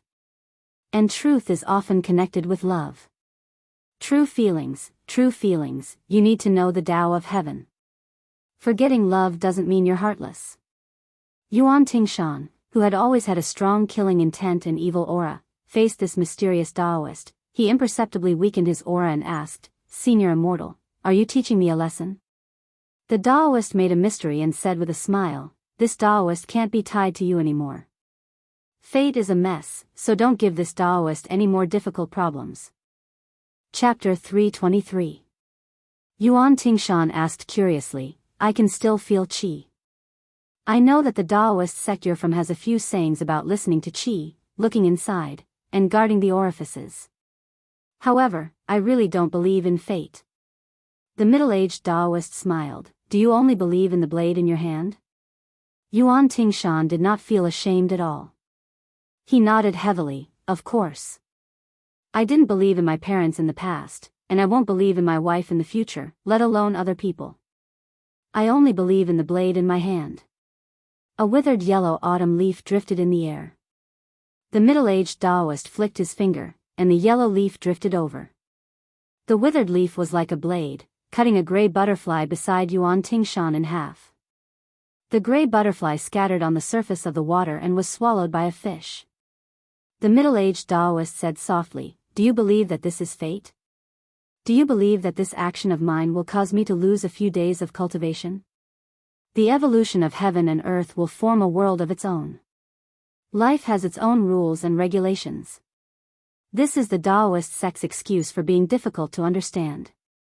It's not as vivid as the secular world saying. There's a scale in the human heart, and it's difficult for every family to recite scriptures. In a person's life, whether they do good or evil, it's like doing business with the heavens. It's always between positive and negative. Those who take advantage of the situation can be seen as accumulating merit money. They are all relatively shrewd merchants. This is the real foundation of the three sections. This is also the reason why only the three sects are still standing in the 100 schools of thought, such as the school of Mo. To me, Zhong Yi's idea is very good, but it's a pity that he can't escape the fate of losing money. You might not like to hear this, so I'll tell you more details. There's a dragon pond in the Celestial Master's residence. It raises over 10 kinds of spiritual creatures that were found from all over the world. It uses spiritual energy to cultivate the lotus in the pond. This lotus is also known as the longevity fate lotus. The bottom lotus has already bloomed for 1,600 years. Currently, Mount Longhu's fate is flourishing, and there are as many as 18 lotus flowers. 500 years ago, Mount Wudong was powerful, and there were only 6 lotus flowers in the dragon pond. In the recent 100 years, Qi Xuanjun ascended, and a celestial master changed the emperor's fate. Later on, Mount Longhu became the sect leader, and new lotus flowers bloomed in all Taoist sections. Do you really think that Zhao Danping went down the mountain to the capital because of a dispute with Zhao Danxia's brother? That year, 3 lotuses of the Lotus of Providence withered for no reason. This was a situation that had never happened even when Su Shao attacked Mount Longhu. As the new leader of Mount Wudong connected the providence of heaven and earth, another 3 lotuses withered in the dragon pool. Yuan Tingshan, do you know how much effort those nobles of the Celestial Master Mansion have put in? As for Xianyuan Jingsheng, whom you look down upon, this person is not inferior to me in terms of the theory of providence patterns. In fact, he is even better than me. As for why I admire Xianyuan Jingsheng so much, I won't tell you. Not reaching celestial phenomenon and not touching the mysteries of the heavens were not deliberately exaggerated by the ancestors. Yuan Tingshan was dumbfounded. The middle-aged Taoist laughed self-deprecatingly and sat down cross-legged. Life and death are two different things. I have cultivated for 300 years. Back then, I went astray and cultivated to be a hermit. Now that I've talked about it, I can't stop talking. Fine, I'll talk to my heart's content today. Let's talk about the Lotus of Providence at the Dragon Pool and the Wu family's sword tomb. There are hundreds of thousands of ancient swords, famous swords, and broken swords. The children of ordinary people are caught when they are 1 year old. After the children of the Wu family are born, they will be led by their elders to the Sword Mountain. They can only go down the mountain after they find a life sword. Do you believe that there are people who go up the mountain when they are just a few years old and can't go down the mountain until they die of old age? Yuan Tingshan sat closer to the middle-aged Taoist and asked in confusion, "Won't they starve to death?" The Taoist said indifferently, "Before the age of 10, the guards of the sword tomb will send some food. After 10, it's up to the heavens." Yuan Tingshan was not blindly cautious and did not know what was good for him. When he got closer, he let go of the hilt and put it aside. Hearing this secret that he had never heard of, Yuan Tingshan curled his lips and showed disdain for the Wu family's sword tomb. He said sarcastically, "The Wu family's sword tomb's glory is only when the 9 swords came out of Beimang. The 100 years old and new sword gods have nothing to do with them." The middle-aged Taoist said indifferently, "You know about Dong Tai?" Yuan Tingshan laughed heroically and said, "Of course.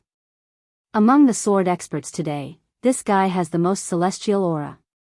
Sooner or later, I will use this guy as a whetstone." The Taoist looked at the rising mist in the pond and said, "The world only knows that Dong Tai came out of nowhere and fought with Wang Xianji of the martial emperor city to a draw. Later on, he went to the Wu family's sword tomb to seek revenge. However, they did not know that Dong Tai practiced the sword in the sword tomb's sword mountain. This person was originally an illegitimate son of the Wu family. After he was discovered by the sword tomb, he was brought back to the family when he was 6 years old. According to the sect's rules, he was thrown to the sword immortal realm. Who would have thought that this throw would throw a great talent who could enter the sword immortal realm at any time? Wang Xianji is not willing to be number 1 in the world, but Dong Tai is not much inferior." Yuan Tingshan hesitated for a moment and swallowed his words back into his stomach. This was very rare. The middle-aged Taoist was able to see through people's thoughts and said with a smile, "You want to ask if my cultivation is compared to Dong Tai Wang Xianji?" After his thoughts were seen through, Yuan Tingshan did not pretend to be polite and said with a grin, "Yuan Tingshan is bold enough to ask." The Taoist seemed to be modest and said, "If it's a competition of strength, of course I can't beat Wang Xianji." This young man with the surname Wang was said by a stubborn old man of the Dragon Tiger Mountain to be a martial artist who could compete with ancestor Lu. Since ancient times, proving one's Tao with strength has been a wrong path. Only that young man managed to hit the right path. Yuan Tingshan knew that this Taoist's tone was so big that it could accommodate the whole world when he was at the edge of the deep pond in Yunjin Mountain.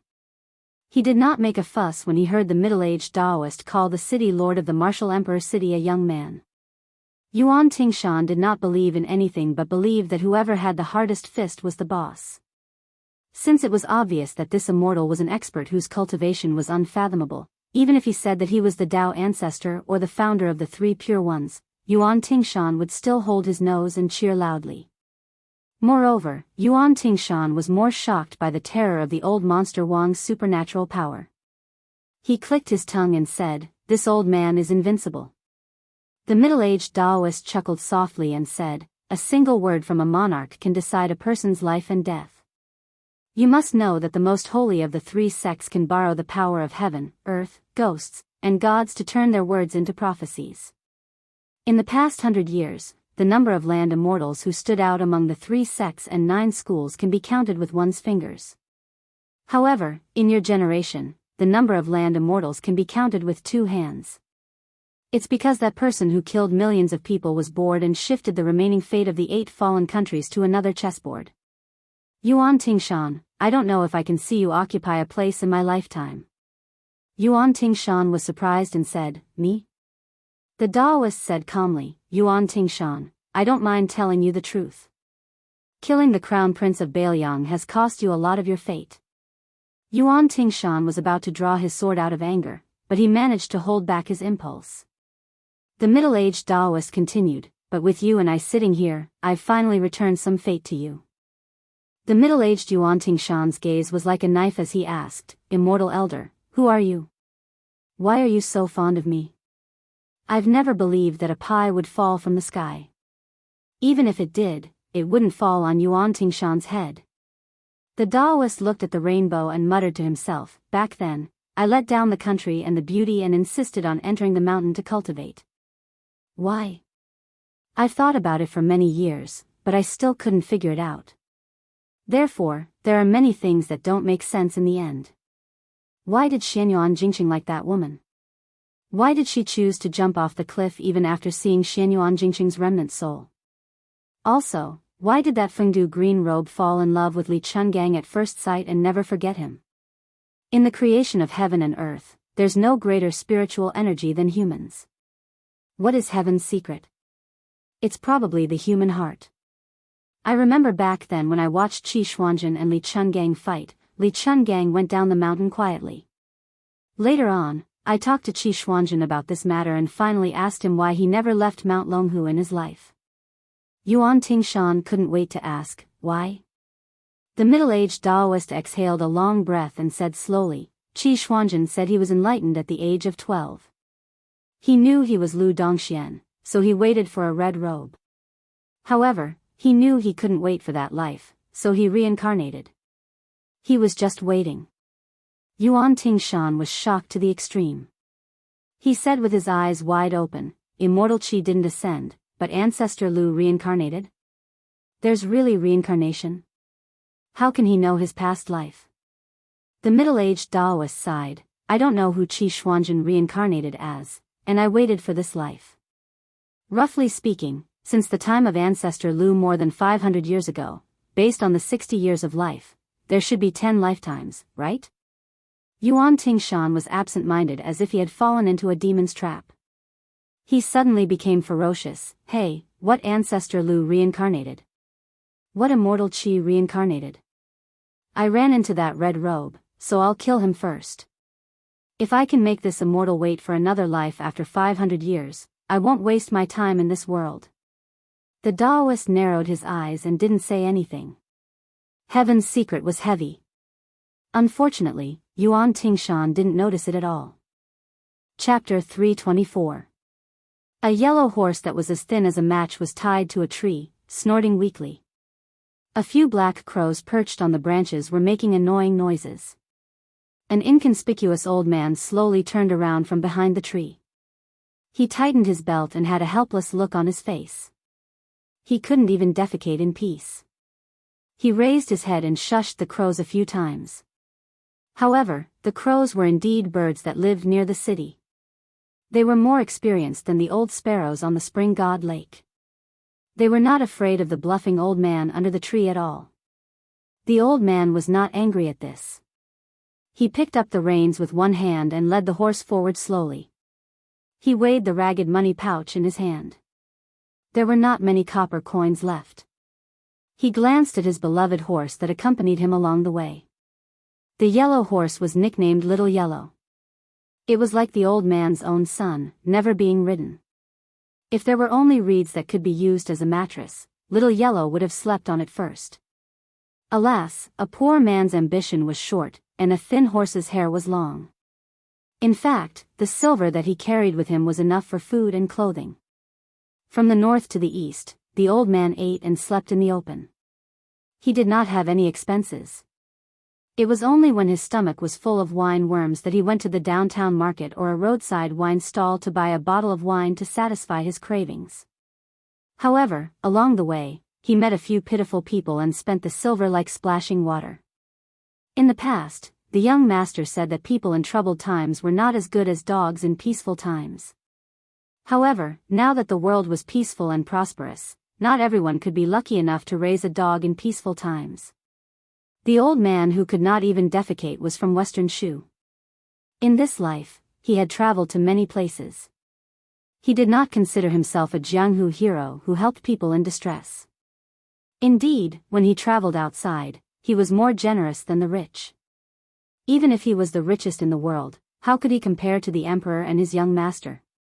If he compared his life experience, he was not sure. There was no worst, only worse. On this trip, he spent a large sum of money to cross the river, not to pay the cheap ferry fare of a few dozen copper coins. The two boatwomen on the boat were a pair of mother and daughter. The boatman was the head of the family. He had a sharp mouth and monkey cheeks. After rowing for a while, he said that he was tired and asked his wife to take over. He squatted at the bow and played dice. He was addicted to gambling. Before they reached the shore, the man's eyes were sharp. He saw the old man's money pouch and asked him if he wanted to eat some meat. At first, the old man thought it was some carp that could be fished up from the river. Since there was still half a pot of wine in the wine pot, he agreed. But when he saw the mother and daughter expressionlessly took off their thin and mended clothes, the old man was scared. Only then did he realize that they were prostitutes on the ship. He hurriedly stopped them, and when they reached the shore, they threw away the majority of the money and ran away as fast as they could. When the old man traveled with the young master in the past, when he came across bold village women who exposed their breasts to feed their babies, he would stare until the young master pulled him away. If he really wanted to do something serious, the old man really couldn't do it. Moreover, the mother and daughter were so young that they could be his daughter and granddaughter. Especially the little girl's real age was only 13 or 14 years old. On top of that, because her family was poor and couldn't afford to eat, she looked like an 11 or 12-year-old girl from a rich family. If he did this kind of thing, wouldn't he be punished by the heavens? Taking 10,000 steps back, the Prime Minister's gatekeeper was a third-rank official. Even Grand Secretary Zhang's gatekeeper couldn't compare to the Bailiang Palace where Old Huang lived, right? Although I, Old Huang, was only a horse feeder in the prince's mansion, according to this saying, not to mention third rank, I should be a seventh-rank official. If I really wanted a woman and went crazy, would it be difficult? I, Old Huang, had woven more than 10 pairs of straw sandals for the young master, so I wouldn't be lacking in any way. When we were traveling, the young master unintentionally brought up this matter, saying that when we returned to Bailiang, he would help me find a wife to warm my bed. When Old Huang thought of this, he laughed foolishly, subconsciously swallowing his saliva. Of course, he didn't dare to defile a beautiful maiden. A middle-aged woman still had her charm and whatnot. He also admitted that he wasn't worthy. However, at that time, I, Old Huang, still hoped that there would be a fair and tender maiden rolling in the sheets. Wah, I was just being polite with the young master. Why did the young master take it seriously? Old Huang slapped his face and muttered to himself, Old Huang, who asked you to pretend to be a master? Back then, you didn't become a blacksmith but practiced swordsmanship. Wasn't it so that you could get close to those heroines? Why did you become stupid after practicing so much? Why did you ruin such an ambitious and beautiful original intention? The young master was indeed knowledgeable, but he wasn't sour. His words were especially comfortable.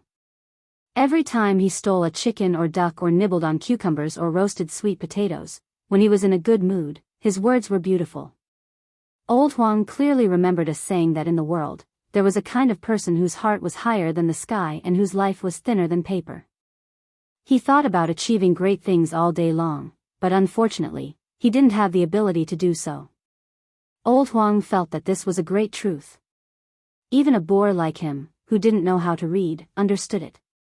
Hey, was he praising him, Old Huang, for having the strength to do the things he wanted to do? Old Huang was secretly happy when he thought about it.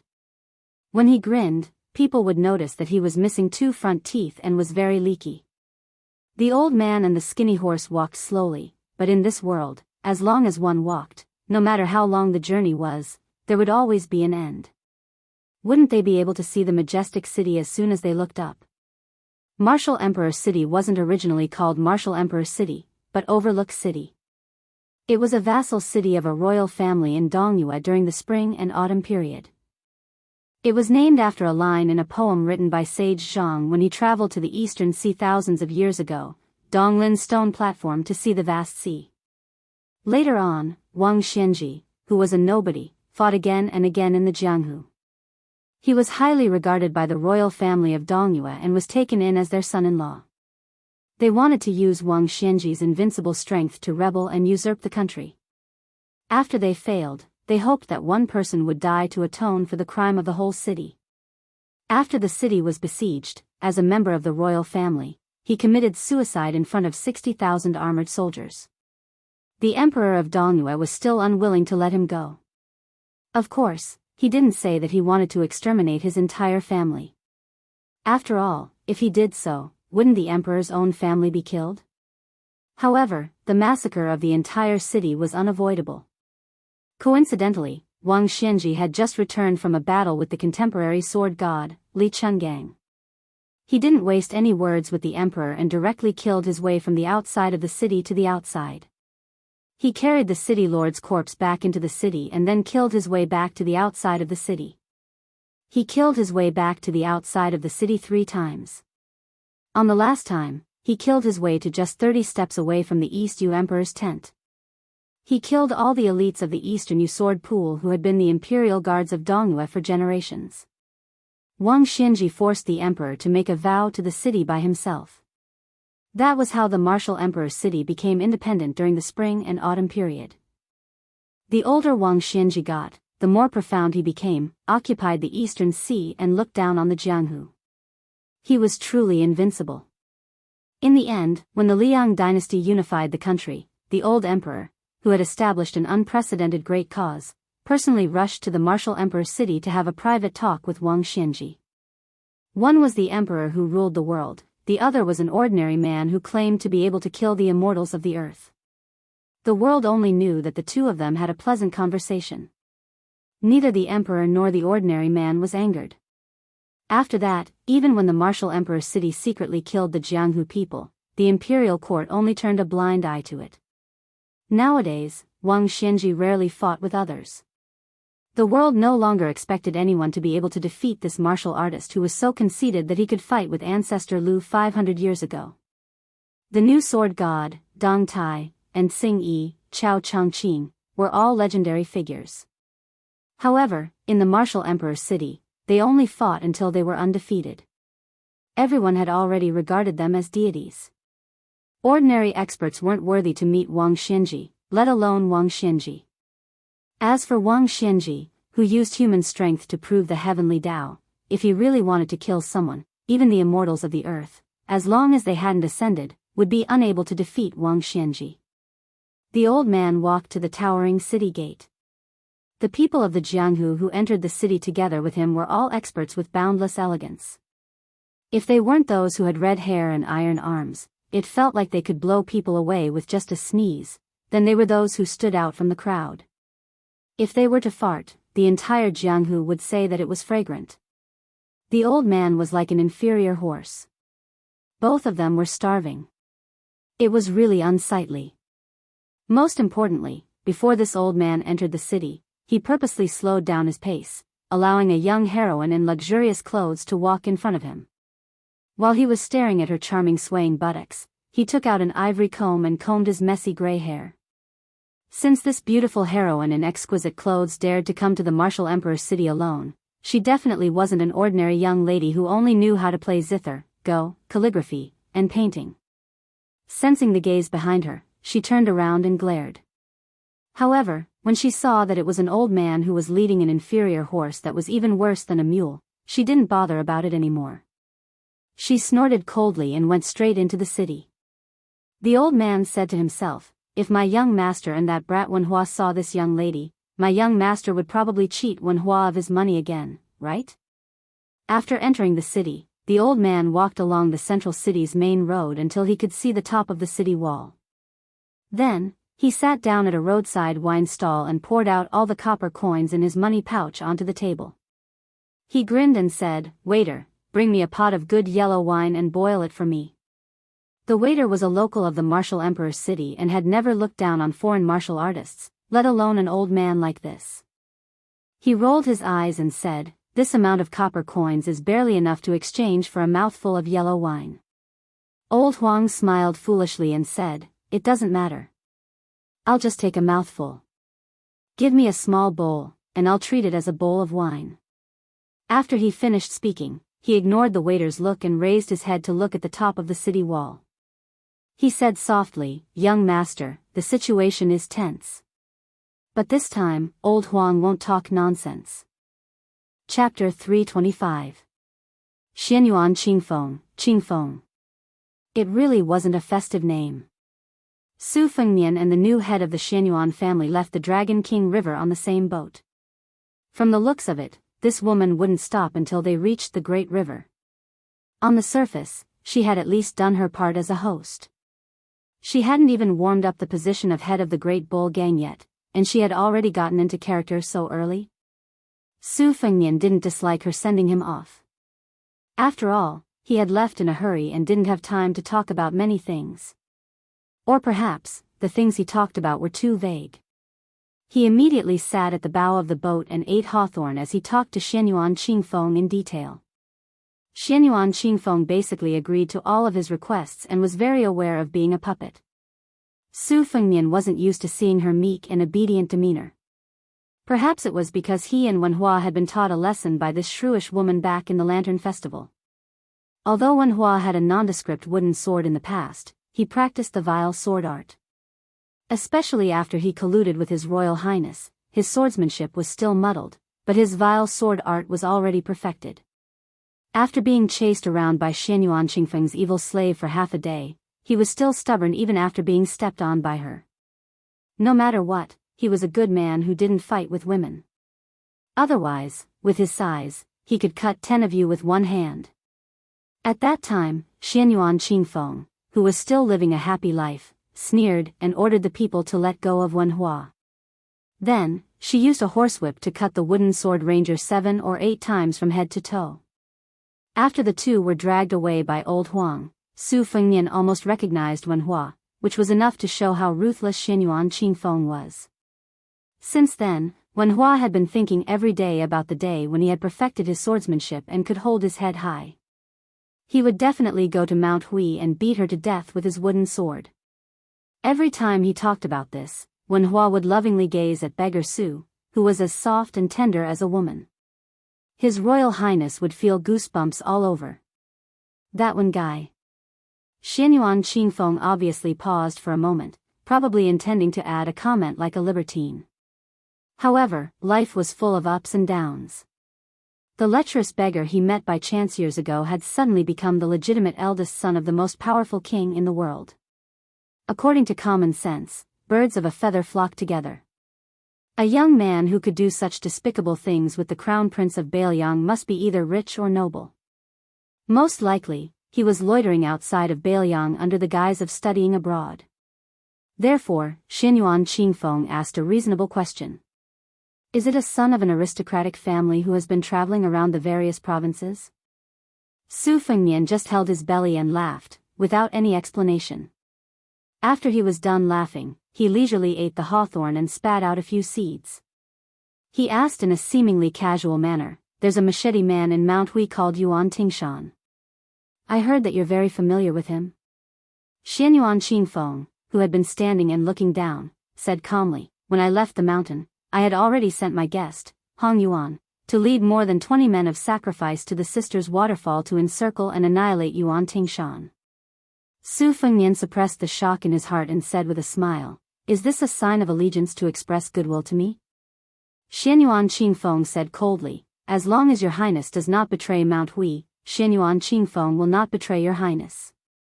As expected of father and daughter. "You speak in the same tone." Su Fengnian sighed from the bottom of his heart. He grabbed a handful of hawthorns and raised his hand slightly, wanting to give it to the woman who was temporarily sitting on the same boat as him. Seeing her wooden and indifferent expression, Su Fengnian did not feel embarrassed. He threw a hawthorn into his mouth and stood up to look at the river. His field of vision was wide and he saw a flight of gray geese in the sky. Second sister Su Weisheng had once said that the geese in front of him would definitely be an experienced old geese who had traveled south and returned north. Su Fengnian was lost in thought when Shu Xiu came from the back of the boat, reporting that there was a raft of people chasing after them from Mount Hui's ferry. Su Fengnian walked to the side of the boat and saw a familiar-looking man on the raft. It was the flower thief who had been surrounded by danger by Blue Bird's Xana spear. He waved the fan of beauty and thought that he could bring about a cool autumn. Su Fengnian absolutely did not like this self-proclaimed romantic Jianghu man. Later, more than 30 people rushed to the snowy plains, putting on a grand display of changing their allegiance. Unfortunately, these heroes' flattery was all for naught. More than 10 fence-sitters with uncertain positions were hung up by His Royal Highness on the spot. Su Fengnian saw that this fellow was pestering him endlessly, but he did not intend to make a fuss about it. However, what was strange was that other than this low-ranking guest from Mount Hui, there was also a young child on the raft who was not familiar with the ways of the world. He looked like he was carved from jade, with rosy lips and white teeth. He was very likable and adorable. Su Fengnian was immediately shocked. Could it be that nowadays, it had become popular to bring along family members to seek refuge? The man, who had made a name for himself in Jianghu by picking flowers, rode his bamboo pole with all his might, trying his best to catch up with the large boat. With great difficulty, he finally caught up with the large boat. In a loud voice, he said, "His Royal Highness, Long Yushuan of Jian Province's Langyi County, requests an audience." Su Fengnian unhappily said, "Didn't you see him? Did you take your son fishing on the Shi River?" Long Yushuan seemed to have been hit in his weak spot. He was slightly flustered and exasperated. He hurriedly explained, "Your Highness, this humble one left in a hurry. I don't know how this strange child got on the bamboo raft. This humble one doesn't even know this child." Unexpectedly, the delicate child called out, "Dad," crisply, which immediately made Long Yushuan lose his composure. The pitiful guest, who was somewhat famous in Jianghu, was so angry that he almost vomited blood. He turned his head to look at the innocent child at his feet and glared at him. "Dad, you're my dad. Can't you be my dad?" The child suddenly burst into tears. His two small hands did not forget to grab Long Yushuan's robe. He sobbed miserably and said, "Dad, Mom died early. You can't abandon me." Chapter 326. Long Yushuan almost went mad with anger. But he didn't move. Otherwise, with his strength, he could easily kick this child into the river and feed him to the turtles. Long Yushuan boasted that he had never been touched by a single flower. He had only had brief relationships with the beauties painted on the peach blossom fan. How could he have a son? Did he really think that it was easy to be a virtuous flower thief in this day and age? Not to mention that he needed to be handsome and talented, other than those pretty girls from humble families who had been enchanted by the book, The First Snow, and wanted to elope with a poor scholar. Long Yushuan was quite relaxed. All he had to do was wave his fan and recite poems. But for those girls from respectable families, just by looking at their belts, jade pendants, fragrant sachets, and other trivial things, Long Yushuan could tell how much weight they had. Want to ride a horse? Oh my, do you know how much money a good horse costs? It was a bottomless pit. The women of noble families had their eyes on the top of their heads. Each and every one of them had a vicious and crafty gaze. If they wanted to show off their wealth, they had to spend a lot of money. Long Yushuan had spent money like water these years, but he hadn't been able to save a single copper coin. Last time, he had swindled the county governor's daughter with a fine purple colt. It was said that one tail of purple colt's meat was one tail of gold. How heavy was this horse? How much money did it cost? Of course, the cash-strapped Long Yushuan couldn't afford it. He had borrowed it with great difficulty from a disreputable noble family disciple from another province. Thus, every time Long Yushuan caressed the peach blossom fan, he couldn't help but shed bitter tears for himself. He had been a low-level guest at Mount Hui and didn't have enough money. Back then, he had only borrowed this large umbrella to shelter himself from the rain. Now, the few who had held the umbrella were all dead. The snowfield was truly deserving of its name. It was said that even the insufferably arrogant ancestor, Xianyuan Pan, had died just like that. If that little girl, Xianyuan Qingfeng, were to hold the umbrella, how big could she hold it with her small hands?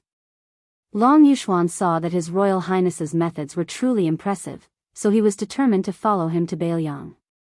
It was rumored that Bailiang had a Yenji county, and that the women there were so fair and tender that water could be squeezed out of them. How could Long Yuxuan not be infuriated when a bastard suddenly appeared out of nowhere and called him father? Su Fengnian and Xianyuan Qingfeng exchanged glances. She shook her head and said softly, "Every guest has a secret file in Mount Wishan." Xianyuan Qingfeng memorized every single one of them. There's no record of them having children. Su Fengnian said to Long Yuxuan on the bamboo raft, "If you want to prove that he's not your son, it's simple. Kick him into the river and you can get on the boat." Long Yuxuan was stunned. Su Fengnian quietly waited for the rest of the story. If this person really did such a ruthless thing, not only would the old god of swords Li Chungang be able to save the drowning child, even he and Blue Bird would be able to do it. As for the rapist, there was no point in him getting on the boat. Even if they boarded the ship, they would still die. Bailiang had used a lot of money, fame, and fortune to raise dozens of capable people. A bull's mound was unreachable in the Jianghu, but to a colossus like Bailiang, it wasn't even worth mentioning. A guest of Mount Wishan? If he was thrown into Bailiang Palace, how many splashes could he make on Tidehark Lake? There weren't many interesting people in the world like Chu Lushan, who was as cruel and unscrupulous as a wolf for 10 years.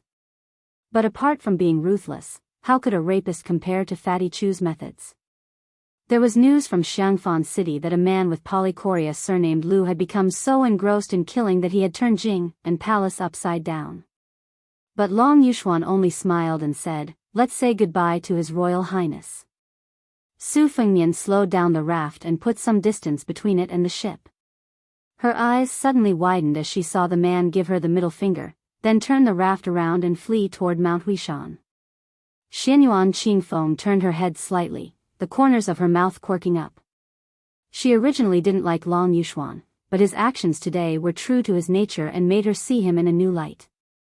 Originally, the rapist Long Yuxuan's reputation was terrible and his martial arts weren't outstanding, so she had her own thoughts. This person couldn't even be considered a chicken rib for Mount Wishan. She was also a woman and innately detested Long Yuxuan's actions. After taking over the bull's mound, she originally planned to give him a few lesser-known secret manuals and some gold and silver as a reward to get him out of Mount Wishan. But now she changed her mind. Although she was forced by the situation to help the crown prince do evil, she was very happy that someone could cause trouble for His Royal Highness. Su Fengnian smiled and said, "You have guts. You should be rewarded." Xianyuan Qingfeng seemed to be afraid that this scheming His Royal Highness would have the intention to kill. She said softly, "It's not easy for the ship to turn around. With the speed of the raft, it'll reach the shore soon. This person has fled into the dense forest of Mount Longhu, the ancestral court of Taoism. It'll be difficult to find him again." Su Fengnian didn't say anything, but thought of another Jianghu. This Jianghu was probably something even Xianyuan Qingfeng couldn't imagine. There was no sword god with 2 sleeves and a green snake sword that opened the gate of heaven, no Chao Qingyi and Wang Mingyin, no celestial ancestor of Mount Wishan, and no Confucian sage, a land immortal. Even Long Yuxuan, a lowly guest elder who looked like an ant at the moment. There were old servants and crippled horses, bandits and thieves, wanderers with wooden swords, and a straw-bag beggar. Every day, they could ask for food and clothing, and if they didn't mistreat their stomachs, everything would be fine. If their farts could have the smell of meat, and not just the smell of sweet potatoes and garlic, then it would be even more fortunate. He clearly remembered that wanderer with a wooden sword at his side to put on a shabby front. His specialty was to use yams, glutinous noodles, and sesame oil to make a meal. The yams were mashed and stewed until they were soft. The glutinous noodles were kneaded repeatedly, filtered through a straw sieve, and then found a bamboo cage to steam them. He then stir-fried them with sesame oil, added onions and garlic, and stir-fried them. He had never eaten such delicious food in his life. Every time, he had to fight with the one surnamed one until his face was covered in dirt. The strength that he had accumulated with great difficulty after wolfing down the food was all used up in the fight. After they were done, the 2 of them would lie on the ground with their arms and legs spread out, happily bragging and farting. They would bitterly say that the wanderer they saw in the downtown area yesterday was just a man with a pretty face. They would drool when they saw the bosom of the pretty girl from a humble family on the second floor of the restaurant the day before yesterday, and talk about how aggressive they were. The one surnamed Wen couldn't even afford a metal sword or a bronze sword. After meeting him in Old Huang, they wouldn't have known each other without a fight. He liked to run into the crowd even when he was leading his horse and drinking water. He couldn't wait for everyone in the world to know that he was a young master who could both afford to buy and raise horses. This guy really wanted to save face. This was also Jianghu. There were 2 places in Jianghu. Su Fengnian preferred the one where there was a lively Wenhua. Therefore, Su Fengnian turned to Xianyuan Qingfeng and said with a smile, "I'll have to trouble you to find this person and tell him that I've accepted him as a guest official of Bailiang Palace." Xianyuan Qingfeng frowned and said, "Really?" Su Fengnian nodded and said, "When I speak under the bed, my saliva is a pit." Chapter 327. After Xianyuan Qingfeng changed boats, he didn't return to the Bull Mound. Instead, he followed the Dragon King River and entered the Azure Dragon Stream, heading towards Mount Longhu to look for that guest elder. The flower thief didn't mind being a stray dog. Without a residence to guard, he could live without any restraints. Thus, when Xianyuan Qingfeng found him, this guy actually managed to catch a pheasant and roast it over a bonfire with the child. Long Yuxuan saw with his own eyes that the Prince of Bailiang's ship didn't turn around, so he relaxed a little. Furthermore, he didn't expect Xianyuan Qingfeng to mobilize so many people to enter the mountain to hunt him down. When he was surrounded, he didn't have any heroic spirit, nor did he wag his tail to beg for mercy. He only asked Mount Hui to let off the child who seemed to have jumped out of a rock. Xianyuan Qingfeng didn't beat around the bush and roughly explained the meaning of the Su Fengnian. Long Yuxuan was filled with vigilance, afraid that he would walk right into the trap. Seeing that this person was so displeased, Xianyuan Qingfeng was slightly displeased and left without saying anything. Long Yuxuan actually believed most of Xianyuan Qingfeng's words when he saw the formation he had set up. However, what really made him decide to chase after the big ship was the child beside him saying, "Father, let's capture all the big sisters on the ship and make them our mothers." Even if Long Xuanyu had 10 times the guts of a bear and a leopard, he wouldn't dare to snatch the women from His Royal Highness. He wouldn't even dare to take a few more glances to feast his eyes. However, since he had a way out, his face was still acceptable.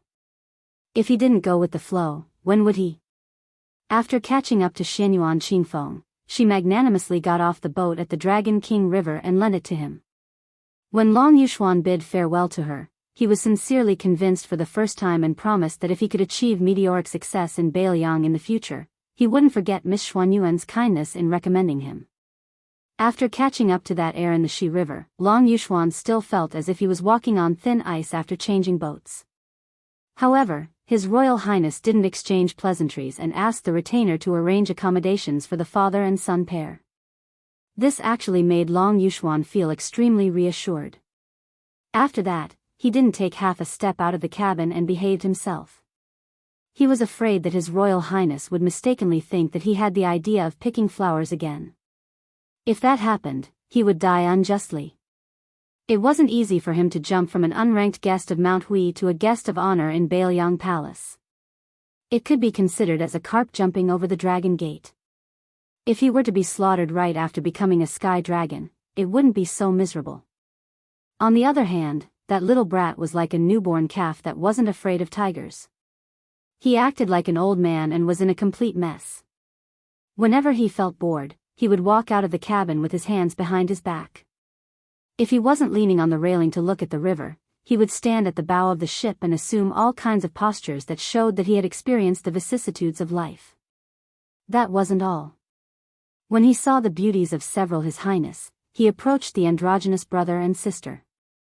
He raised his little head and sighed softly with a look of disappointment. Then he walked to the front of the most beautiful young woman.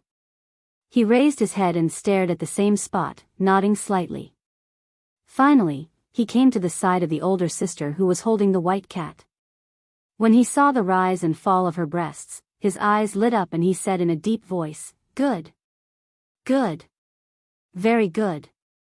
The women didn't know whether to laugh or cry. Even the cold-tempered Princess Jing, and Pei Nanwei, was amused. Murong Wuju covered her mouth and laughed.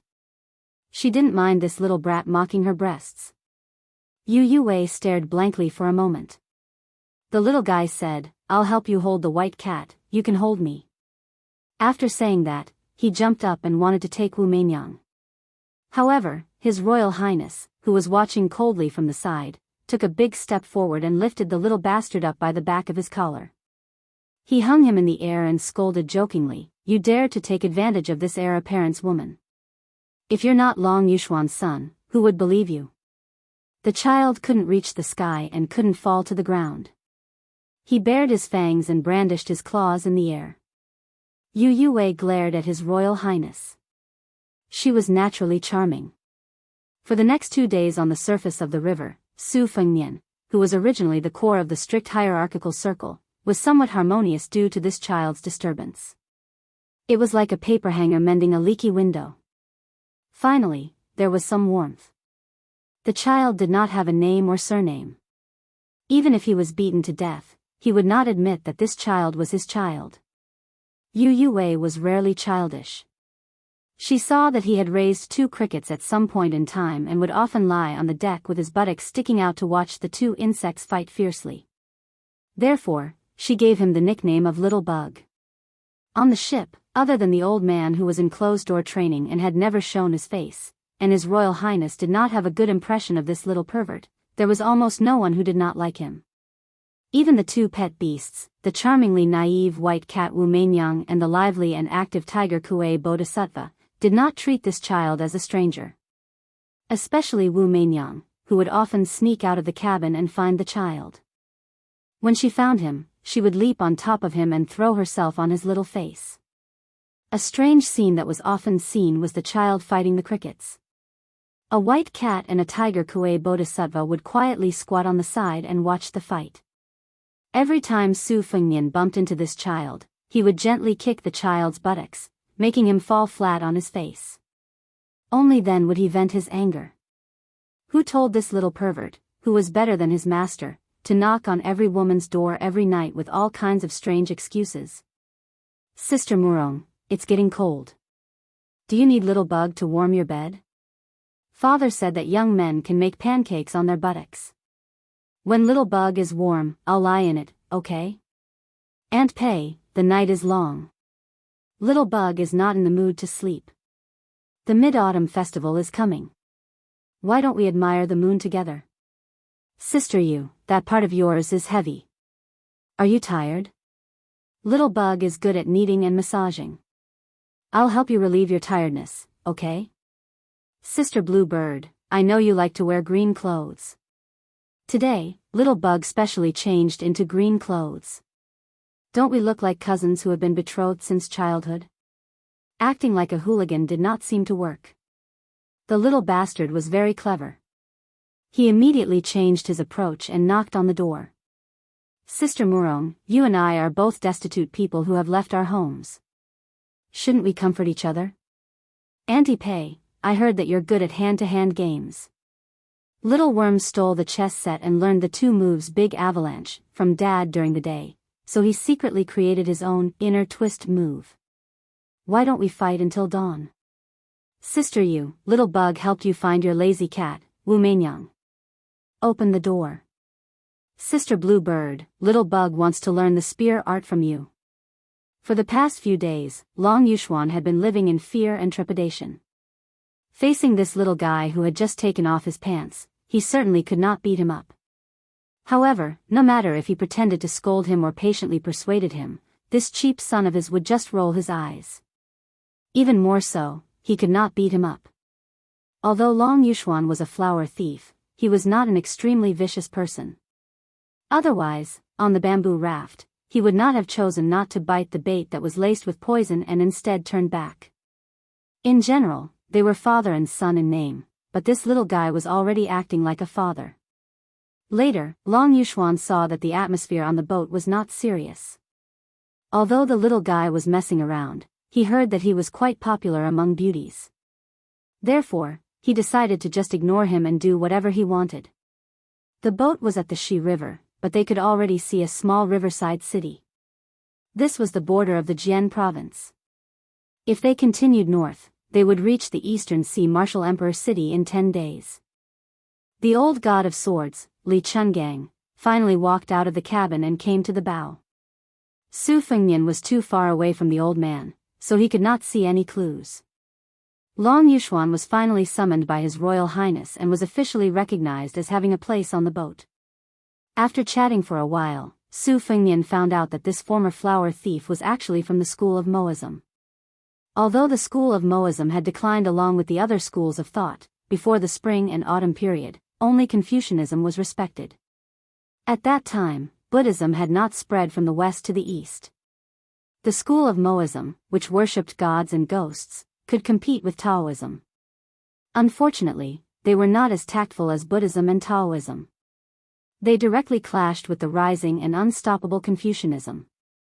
Several schools of thought could not fit in and finally lost. However, the leader of the school of Moism, Juzi, had always been known as the ghost god in the human world and was still a high and mysterious figure. Long Yuxuan was the disciple of the previous Juzi and was one of the 36 pro-disciples. As for why he was expelled from the sect, Long Yuxuan did not explain in detail. Su Fengnian was also too lazy to get to the bottom of it. Who didn't have a book or a loincloth? The people of Jianghu were no different from the scholars. Most of them were stubborn. Hitting someone was a matter of gratitude and grudges, but hitting someone's face was a matter of life and death.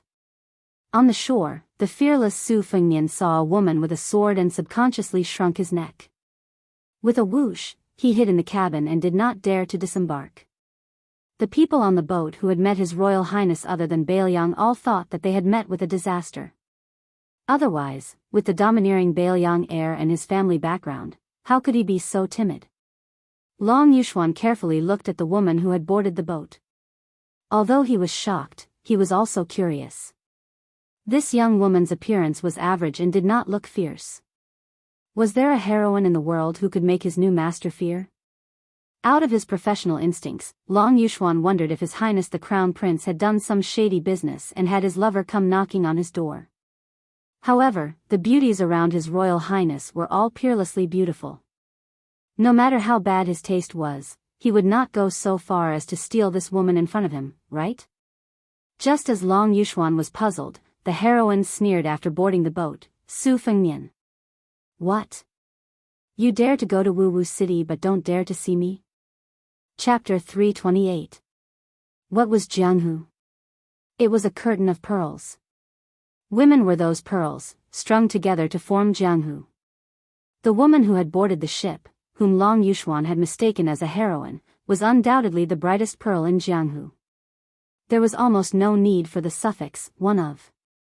Although her appearance was only average, she was delicate and aloof.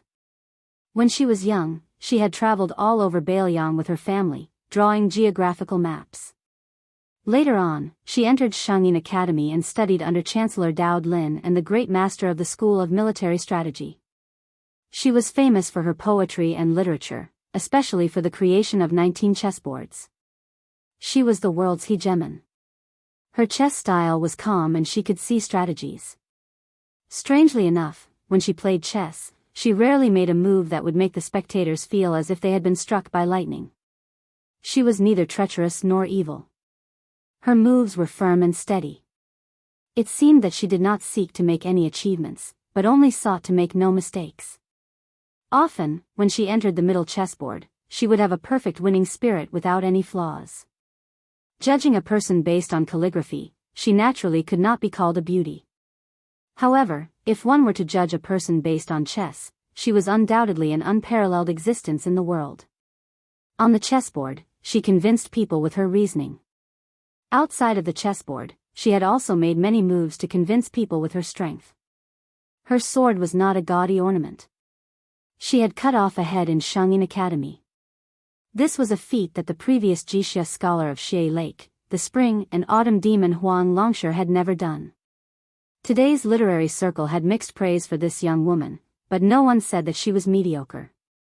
But all of this was nothing. To the idiotic crown prince, he even dared to chase after Su Shao with a broom. The reason why he was afraid of her on this trip was because he had a guilty conscience. If it was in the past, he would not be able to reason with his second sister, Su Weisheng. He would make a scene and annoy her. Most of the time, he would be able to muddle through. However, this time, he would most likely lose a layer of skin.